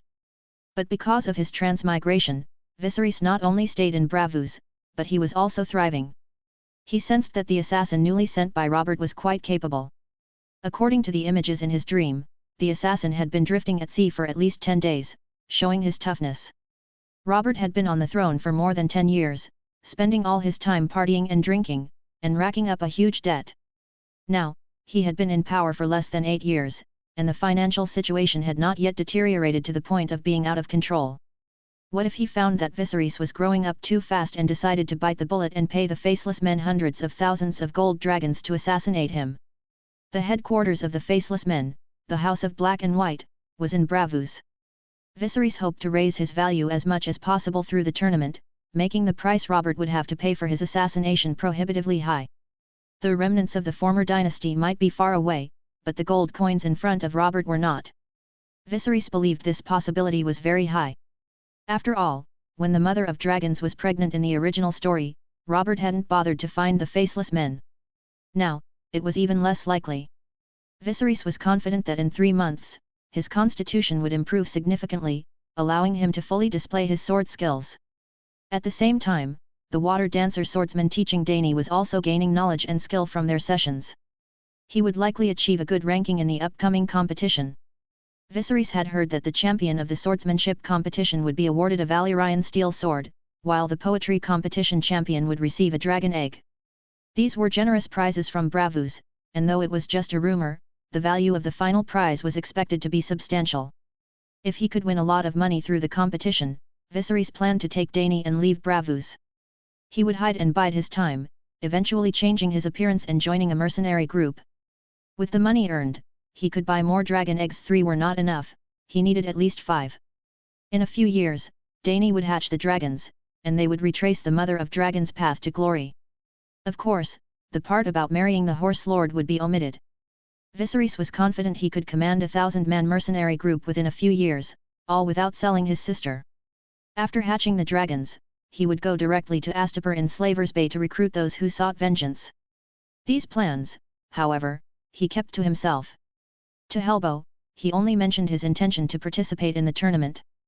Helbo, having no reason to refuse, promised to take care of the registration. Just as the two were about to part ways, Viserys' servant entered and reported, Lord, there is a man outside who claims to be Illyrio and says he wants to see you. Illyrio. Viserys' eyebrows raised, and his whole body tensed in high vigilance. This Illyrio was, in many ways, the most important person he had encountered since his arrival. Viserys guessed that Illyrio was far more than just a merchant. He had quite a reputation and considerable influence. Viserys thought that if Illyrio could get in touch with the Horse Lords, he could probably connect with many sellsword leaders as well. Although Viserys no longer planned to use Illyrio to sell his sister, maintaining contact with him was crucial if he wanted to pursue the sellsword route in the future. Helbo, perceptive as ever, noticed Viserys' reaction and realized he was not needed. He took the initiative to leave, exiting through a small door. Viserys now felt a mix of nerves and anticipation. Illyrio was the second original character he had met. If he counted himself as the first, then Illyrio was the third. This man had a lot of influence and power.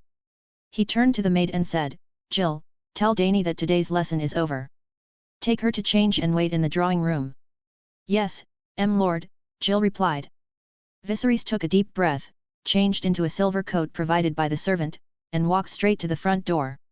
Outside the gate, a corpulent man sat in a lavish carriage. His golden beard and hair, combined with a red robe, exuded an aura of wealth. Rings adorned every finger, each one colorful and ornate. Despite his opulent appearance, young Illyrio was once an assassin. Through his cunning and resourcefulness, he became a wealthy merchant in Pentos. Dragon bones, dragon eggs, jewelry, these were all part of his extensive business. His luxurious carriage parked outside was a symbol of his wealth, attracting the attention of everyone on the street. Illyrio had begun gathering information on Viserys as soon as he arrived in the city. The boy had reportedly killed more than 10 people in one night. This was extraordinary. Illyrio had initially thought that Viserys would be a broken man after the Feast of the Crown, but instead, he seemed to have developed a new talent. Soon, Illyrio saw Viserys approaching. Any doubts he might have had vanished when he saw the handsome young man. Viserys exuded an aura of confidence and strength, and Illyrio could sense his presence even from a distance. The scent of blood was unmistakable. Thanks for listening.